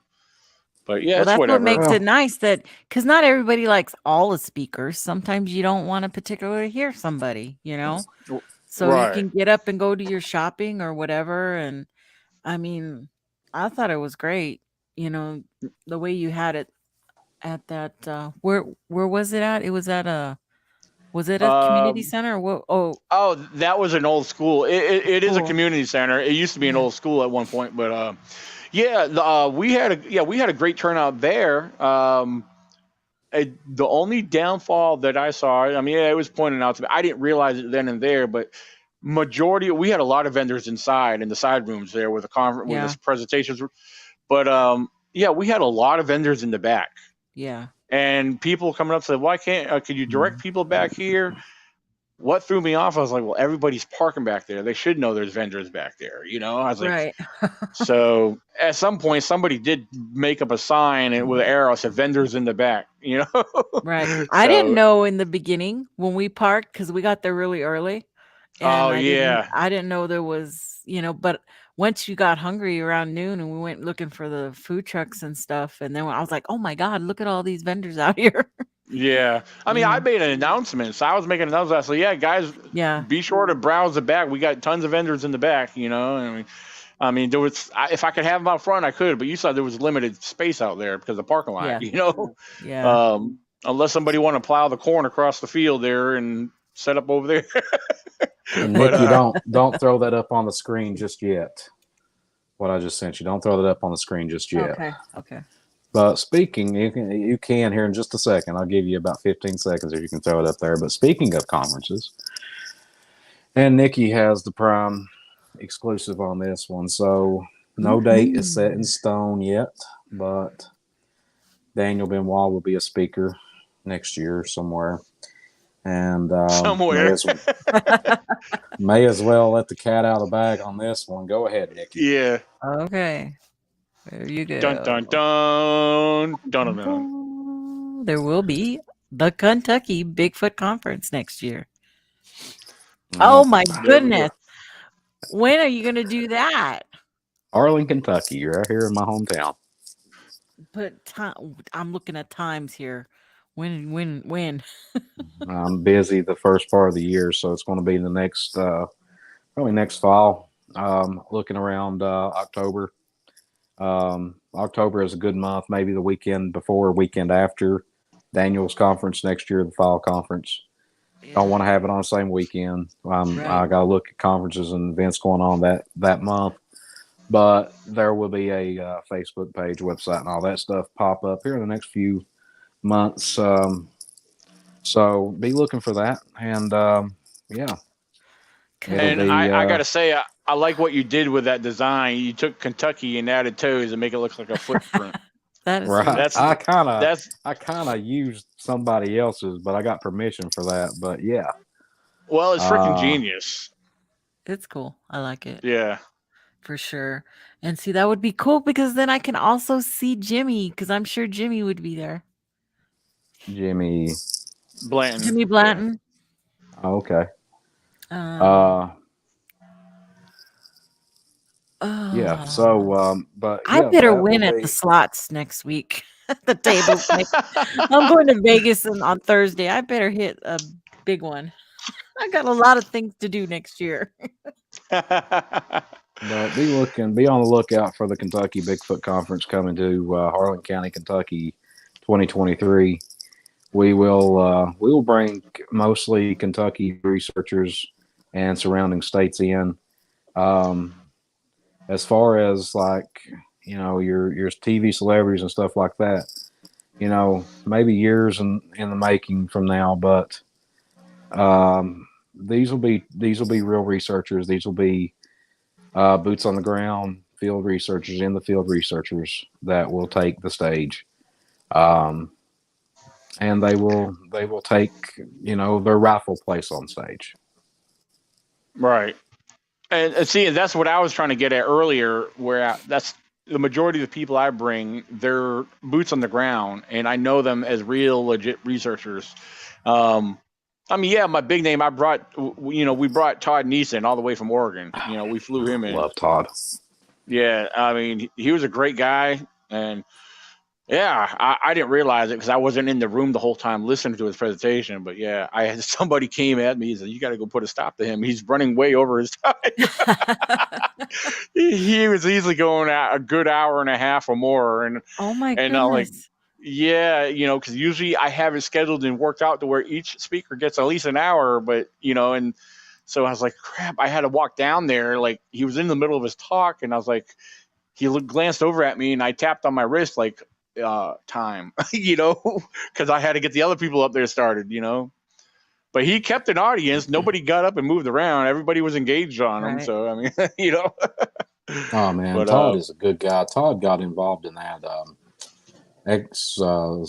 project Sea Monkey, and they went up around where the Alaskan Killer Bigfoot was filmed, and yeah, that was before that was ever filmed though. I remember that. Yeah, they went up there and they got some really good footage of some bear on the bank. That was great. I don't think anything Bigfoot happened though. I think they did see a lot though. But anyway, cool. Plug. Well, anybody time, have any questions? Anybody any questions in the chat? And put those in caps and we can get it to Michael. He's got to go see his dragon show. That starts at what, 9:00, Mike? Yeah, it starts at 9:00. It don't stream. How stupid is this? You pay for HBO Max and it don't stream until 9:00 like a normal TV show. I mean, I was wanting to watch it earlier today and I didn't. I mean, well, you could always record it and put it on the DVR and then watch it early tomorrow. No, it's on my streaming service. It's on HBO Max. I don't. Oh, okay. I don't record. Yeah. I don't record nothing. I record alone. I watch alone a lot. I watch alone. Alone. Okay, then before you go real fast, I got to do my last little segment. Almost everything went away. That I've been starting to do here. So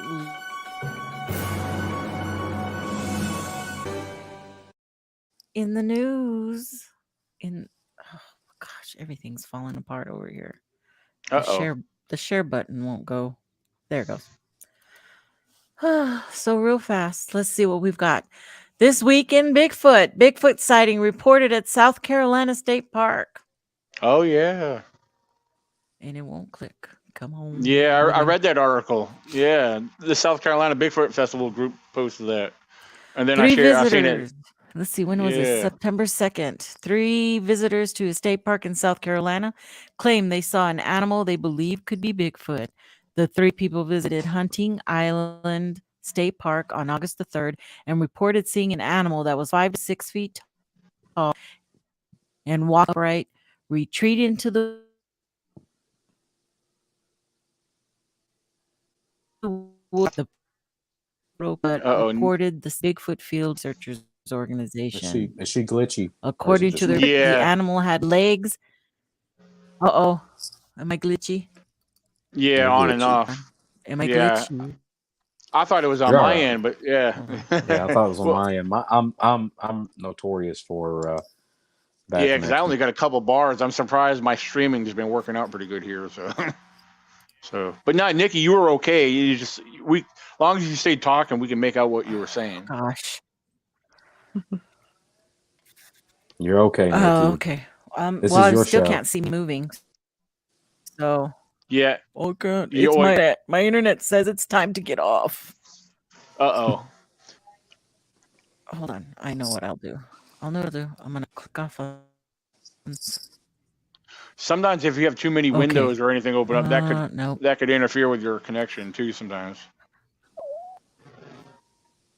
Yeah, it just wants to shut everything down. It's just I have really bad connection right now because it's like super overcast. Like we're getting a storm coming in. Well, see, like right now, you sound great there. right now. There. I mean, yeah. Okay, yeah, I took everything off, but now my bars went straight up. It was one bar I was working with, Wow. but I lost the Bigfoot in the news doing that. Hold on. Okay, now it's But working yeah, that really was fast. Oh, okay. Yeah, that was an interesting article there. And the next one is Bigfoot sighting deemed credible incident at South. Oh, same one. They did 2 different stories on it. Yeah, there's yeah,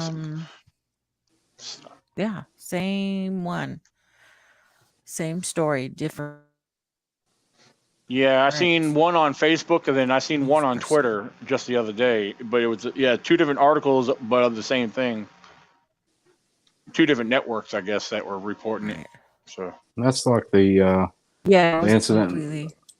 The incident that happened 3 years ago, and then at Mammoth Cave about the camper shooting at a Bigfoot. It came back up in the news the other day, and people were sending it to me, tagging me in. And I was like, unless it happened again, this happened.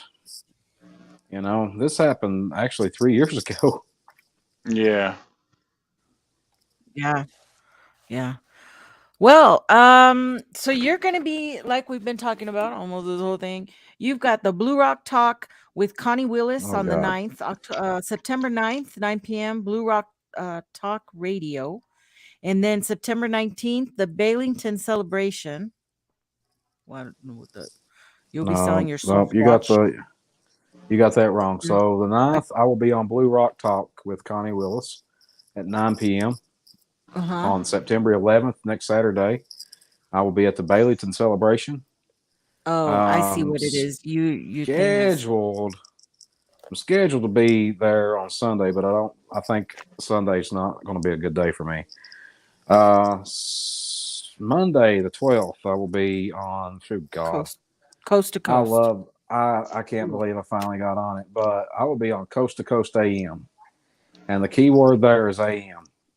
And I will be on from 3 a.m. to 5 a.m. Whoa. Then I have to go to work at like 7. So I'm not going to be a very, very good person to deal with on next Monday. Oh, wow. So after that, I get a little break. I go off again on the 1st of October to Athens, Tennessee, to Screamfest. That's just a one-day event. It's at the Cleage Mansion. It's a very haunted place. They invited me and Sasquatch down there. The weekend after that will be Daniel Benoit's Virginia Squatch Fest at Weir's Cave, Virginia. I'll be there all day, hanging out. 10 or 9 a.m. to 6 p.m. Come by, get some Sasquatch, be plenty available, and that will be the unveiling of the 2 new flavors. And if you can't find Michael Cook, look for the bouncy house. You'll find him in there. I will be in the bouncy house all day if they let me. So the after that though, the weekend after that, so Daniel and them will be there on the 14th. So go down and meet Daniel. They're having like a meet and greet and Q&A session with the speakers and stuff on Friday, the 14th. Unfortunately, I don't get off work until almost 5 o'clock on that Friday, and it's a 4-hour drive for me. So I will be there, but I will be there late, and I will be getting to my room. Saturday morning, though, the 15th, you can catch me and Daniel both. Just look for the tent. You'll see the ECBRO Daniel Benoit banner, and you'll see the Sasquatch banner hanging. Yeah. Look for A1 Barbecue. He's a state trooper. He's a state trooper. He'll be set up about 30 feet down from us. And yeah, so get you some barbecue, come down and get some sauce. After that, do we get to take a breath before we go to Pittsburgh? Let's see. It's 2 weeks. Oh, thank God. Yeah, it's 2 weeks.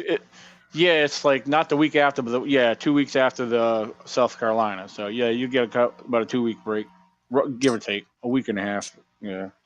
So after that, the 29th, we'll be at the Squatch and Treat up there around Uniontown, Pennsylvania. Then we're done for the year. It's over. I've actually got some projects I got to work on this fall and winter, but there's a episode of Paranormal Caught on Camera floating around that I'm on. I recorded it a year and a half ago down in Knoxville, Tennessee, and I've still yet to see it. Everybody else that I know has seen it. It's me analyzing a video of a Bigfoot, and I never can catch it. I've looked for it on the travel or the Travel Channel Go app and all that stuff, and I can't find it. But I'm not like featured on the cover of it or in the description, so it's just one of those things. Gary, don't do it. Just walk the other way. Seriously, don't, Gary. If you listen to anything I tell you, don't do it. You might get to go and see Henry's grave. It's like 40 by 50, 20 foot deep. Please, Gary. Let me tell you all something about that guy right there. Not Gary, but Fred. I was up there in Virginia doing this library thing with Daniel, and Fred and Connie were there. And they were there, and they were all hunky dory. But in my presentation, one of the parts, I'm talking about Daniel Boone and the Yahoo, the famed tale about him killing a Yahoo in Kentucky. Well, Fred heard Yahoo, thought I said Yowie, immediately runs out of the presentation, goes out in the parking lot, and this jackass starts a Facebook Live talking about how I'm in there lying and saying that Daniel Boone killed a Yowie. And he's saying, he's on that Facebook Live going, he would never in Australia. And I was dying. Like, he thought he was doing something good. And then he said that you stole his stuff, that you were stealing his material. Remember? Just remember, just wait until he comes out with Fred Caney barbecue sauce. Oh my God. I haven't mentioned this guy's name in like 2-3 years already, and it still haunts me. I'll tell you like this. I'm one of the easiest persons to get along with in the world, but you cross me once, I'm done with. You're dead to me. And that's just how it is. You're dead, and somebody mentioned the name a minute ago, and I just kind of, oh well, that person is dead and gone. I don't know who that is. I'm good, but you cross me, I'm dead to you, or you're dead to me. I better be dead to you too. Don't treat me like a dead person. Just go on and move on. No second chances anymore. I don't do that. Well, Connie wanted to beat me up at the Bigfoot conference. She'd kill you, Barney. Shoot, man. She's scary. You'd have to get a She's tetanus shot. You'd have to get a tetanus shot and a rabies shot after that. I'm sorry, but if you claim to be the best researcher, the number one researcher in the U.S. and the second best researcher in the world, and you tell me that I mean, okay, I'm very open-minded. We've already talked about this, but you said that they speak to you, they mind speak to you, and they tell you things and stuff like this, and you have a criminal record a mile long, and you're a habitual getting caught in liar. You're not credible to me, and credibility is the biggest thing with this stuff, So I just know Daniel never took me to the coal road, and I wanted to go to the coal road. Yeah, you should have came out to the coal road. Yeah, well, we'll plan something somehow next June. It's just hard. I know, because you're getting ready for the conference and everything, but that one year we did that. Me, Michael Cook, Zach, and a few other locals that came out. We all I took them to the coal road that one time. Yeah, because me, Michael Cook, and Zach, and there was somebody else that came with us, but we all rode together in Michael's truck to the coal road. Yeah. Mm-hmm. Yeah. They piled I almost took myself, but I decided to go visit the Waltons Mountain. Went to Schuyler, Virginia instead. Well, I tell you what, nightmares of that theme song. I watch it all the time. Well, I'll tell you what, the Sunday after the event, you guys try to reserve that day. We'll go out to the woods that day. I can't do it the day before because I'm having the dinner. So too much before. I know there's too much going on before, but when I go for an entire week. So yeah, we'll definitely have time. It's the only way I can make it worth, spending all that money. I'll have enough if I play my cards right. I mean, because I get a lot of vacation time every year, but I'm down to the last few days, whatever I got left. But the thing is, I mean, my every year my vacation time doesn't renew. I have a cruise, so it keeps building. And then anyway. If I plan it out, maybe I could do take a Sunday and Monday off, have a night, because that's what I do with some of the other events when I go out of town to go speak, even though they're on Saturdays, and we might return home on a Sunday evening, and we might get home late Sunday. But for example, this past weekend, I took Monday off. I had Monday scheduled off because I wanted to relax, so. And it's nice because, I'm enjoying this 3-day weekend. First time I got to sleep in forever, Oh, so. Shoot. That means my husband's going to be here tomorrow? Yep. Oh. Yeah, Labor Day. Yeah. So. It's all good. It's all good. I hope you didn't need to go to the bank for anything. Guys, thank you for coming and joining me today and chit-chatting about whatever we wanted to. And that's because this is my show and my friends can talk about what they want to. What? I had a great time. So thank you. And I love conferences, and I don't care what anybody says. And that's for you, Lockbeard. Yeah, Michael Cook. I see. There's a lot of people. Off. There's a lot of he has to go watch his show. It's just 2 minutes. It's a lot of people don't go to conferences because they don't. They think, it's not real, blah blah blah. Oh, his phone died. That's what he said. He just texted me. So thank you, Michael. But it's all good. Everybody can have their own opinion about it, but I love it for the fellowship, for meeting my friends that I talk to online. I love Bigfoot merchandise, and I buy a lot of it. I almost had to buy another whole suitcase to bring my shit home from. Wow. Yeah. I was figuring out all kinds of different ways and to bring my stuff home. I tell you what, I mean, I've it's pretty cool because I get the chance to talk to a lot of people, or people that come up to me because they learn that I'm the one that's putting this event on, but I've learned that there's a lot of people that they like the subject of Bigfoot, never been to a Bigfoot convention, thought they'd come and check it out, or they were just curious to see what it is about. And on the plus side, they leave excited and fascinated and actually like some of these are skeptics that actually leave like thinking or leaning more towards on the existing side, but not that these events are going to convince people, but if they hear the right information, I think it might give them something to strongly consider, you know. But then again, like I said, on the other side, there's people that come out that never been to these events that are like, Right. whoa, these are fun, they're informative, and they get to meet other like-minded people. They hear stories because that's what a lot of people like to do. They come out to these events to share their stories. The people that come out to attend, they don't always get the opportunity to come up in front of people and share what they've experienced. That's why I do this on the October event that I do every October now. This will be our second annual October event. I'm doing the same thing this year that I did last year. There's presentations in place, but I leave a session I invite people up if they have a story or an experience. There's an open mic session. And I'll tell you, last year was very successful. We had like 3, maybe I think possibly 4 people share their stories.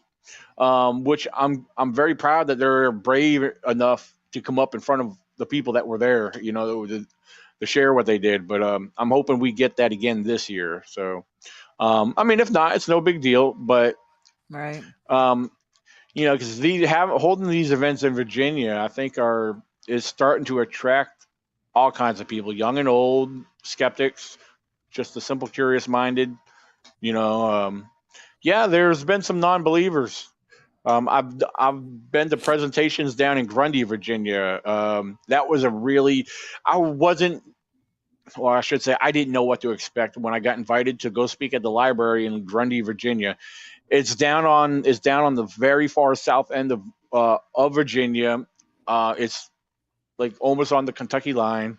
When I'm driving down there through this part of Virginia, I was like, whoa, this is an old town. You're driving down through this deep hollow, mountains, mountain ridges high on each side, and you're seeing all these old places that some of them not even open no more. Then you see a big old coal mining facility. I mean, it's an old coal town.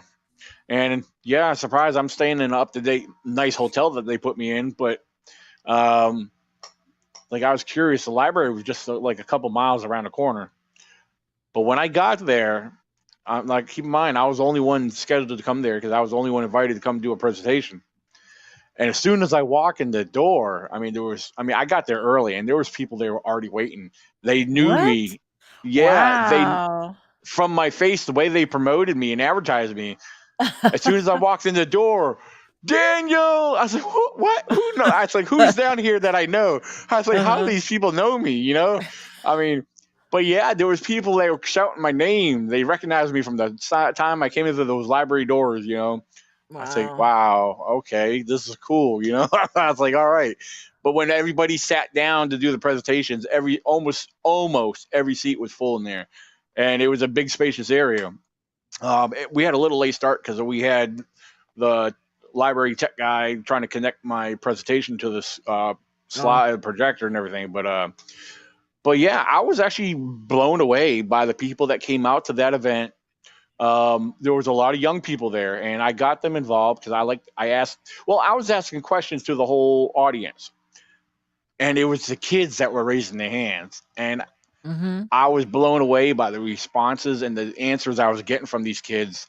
There was one little boy in particular, and he was great. All the kids were great, but I think the one that will stand out, young boy named Jacob.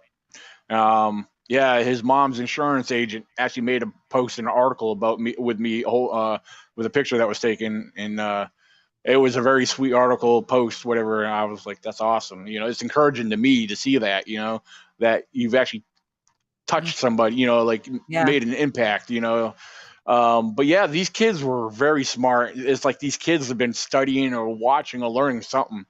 Because the answers they were getting, I got to the point where like, wait, you guys got to get up here and help me with this presentation, and the audience, all the parents laugh, but these kids, they were smart. They knew some things, wow.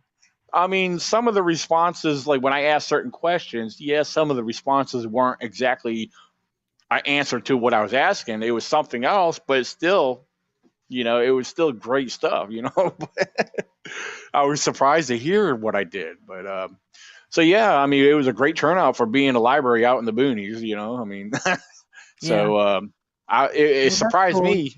You're getting to be known Mm. on the East Coast. So that's I cool. mean, that's what I'm trying to do. But like I tell people, I'm not trying to get famous. I just want, my thing is to spread awareness of the ECBRO, me and who I am, what I stand for. I mean, I'm not no expert. I'm far from any kind of expert, but I'll continue to do my research and study on wildlife, and based off of what I'm finding and observing in nature, that I can possibly relate to Bigfoot. I try to keep that objective side. Sometimes it's easier said than done. And I know of all people, I understand it's easy to fall prey and lean towards everything with Bigfoot, giving him credit, because too many people are doing that. And it seems, I don't know, you just got to find a way to, I don't know, you just got to find a way to keep that balance. Yeah. So, for sure. Yeah. But yeah. Great. Thanks for coming on and joining us with Michael. Yeah, absolutely. I was glad to come on. Yeah, I haven't been on a podcast since last week, because I was on Sasquatch Odyssey, not Bigfoot Odyssey, but Sasquatch Odyssey. Were you? Oh, I missed it. Yeah, it's posted on my timeline. Yeah, the host, Brian King Sharp, I think is his name. Yeah, Sasquatch Odyssey. Yeah, he had me on there. So yeah, you could check out that podcast if you want. It's, like I said, it's shared on my timeline. So there was a recent article that was posted about me from an author. Her name is Valerie. She's written several books over the years, and she has an online article blog where she puts up some amazing articles. And of course, the latest one's about me. No, I'm just. But no, it's actually a good read. I'm very impressed in how she did her article on me. So, and then I have I'll be on, Jennifer Jones' podcast. I forget the name of it.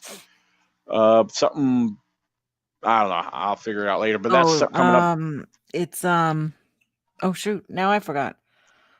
Doesn't it have the name Paranormal in it?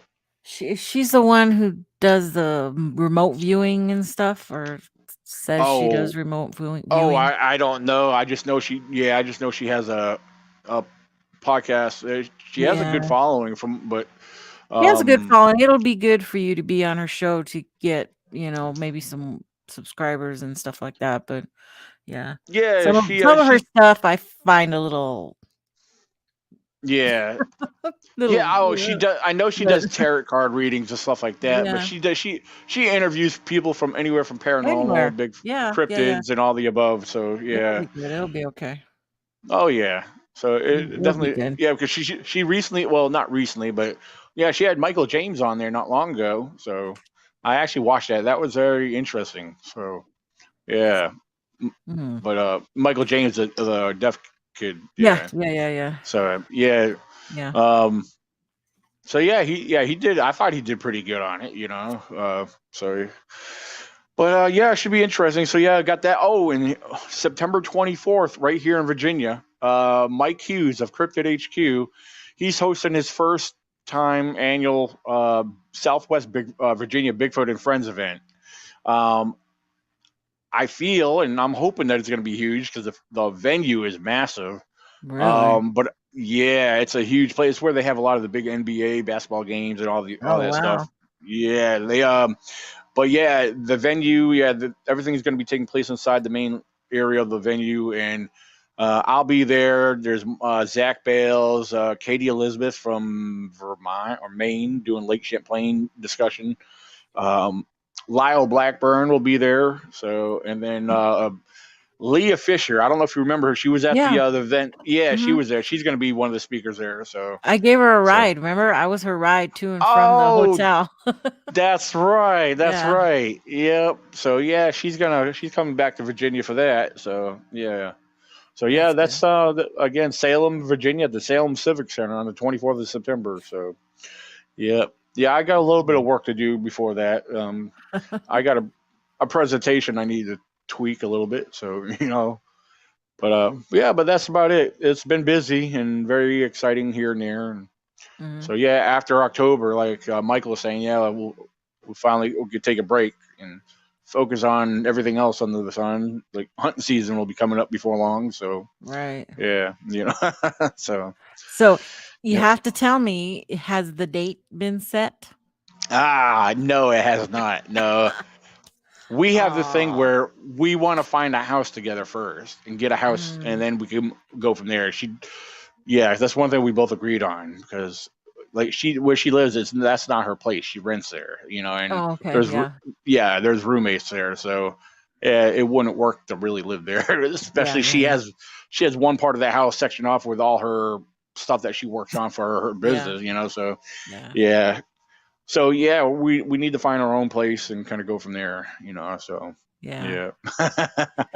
Okay, we'll keep waiting. Okay.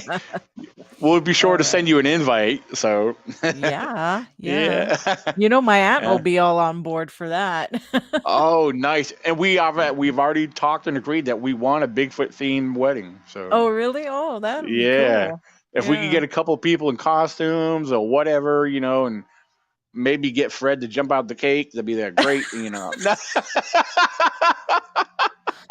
Oh man.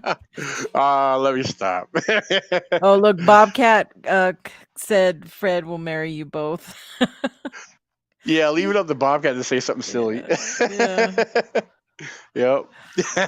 Oh man. Well, we're gonna leave it at that, folks, and I hope you all have a great rest of your Sunday afternoon. Thank you so much, Daniel, again for coming on, and thank you.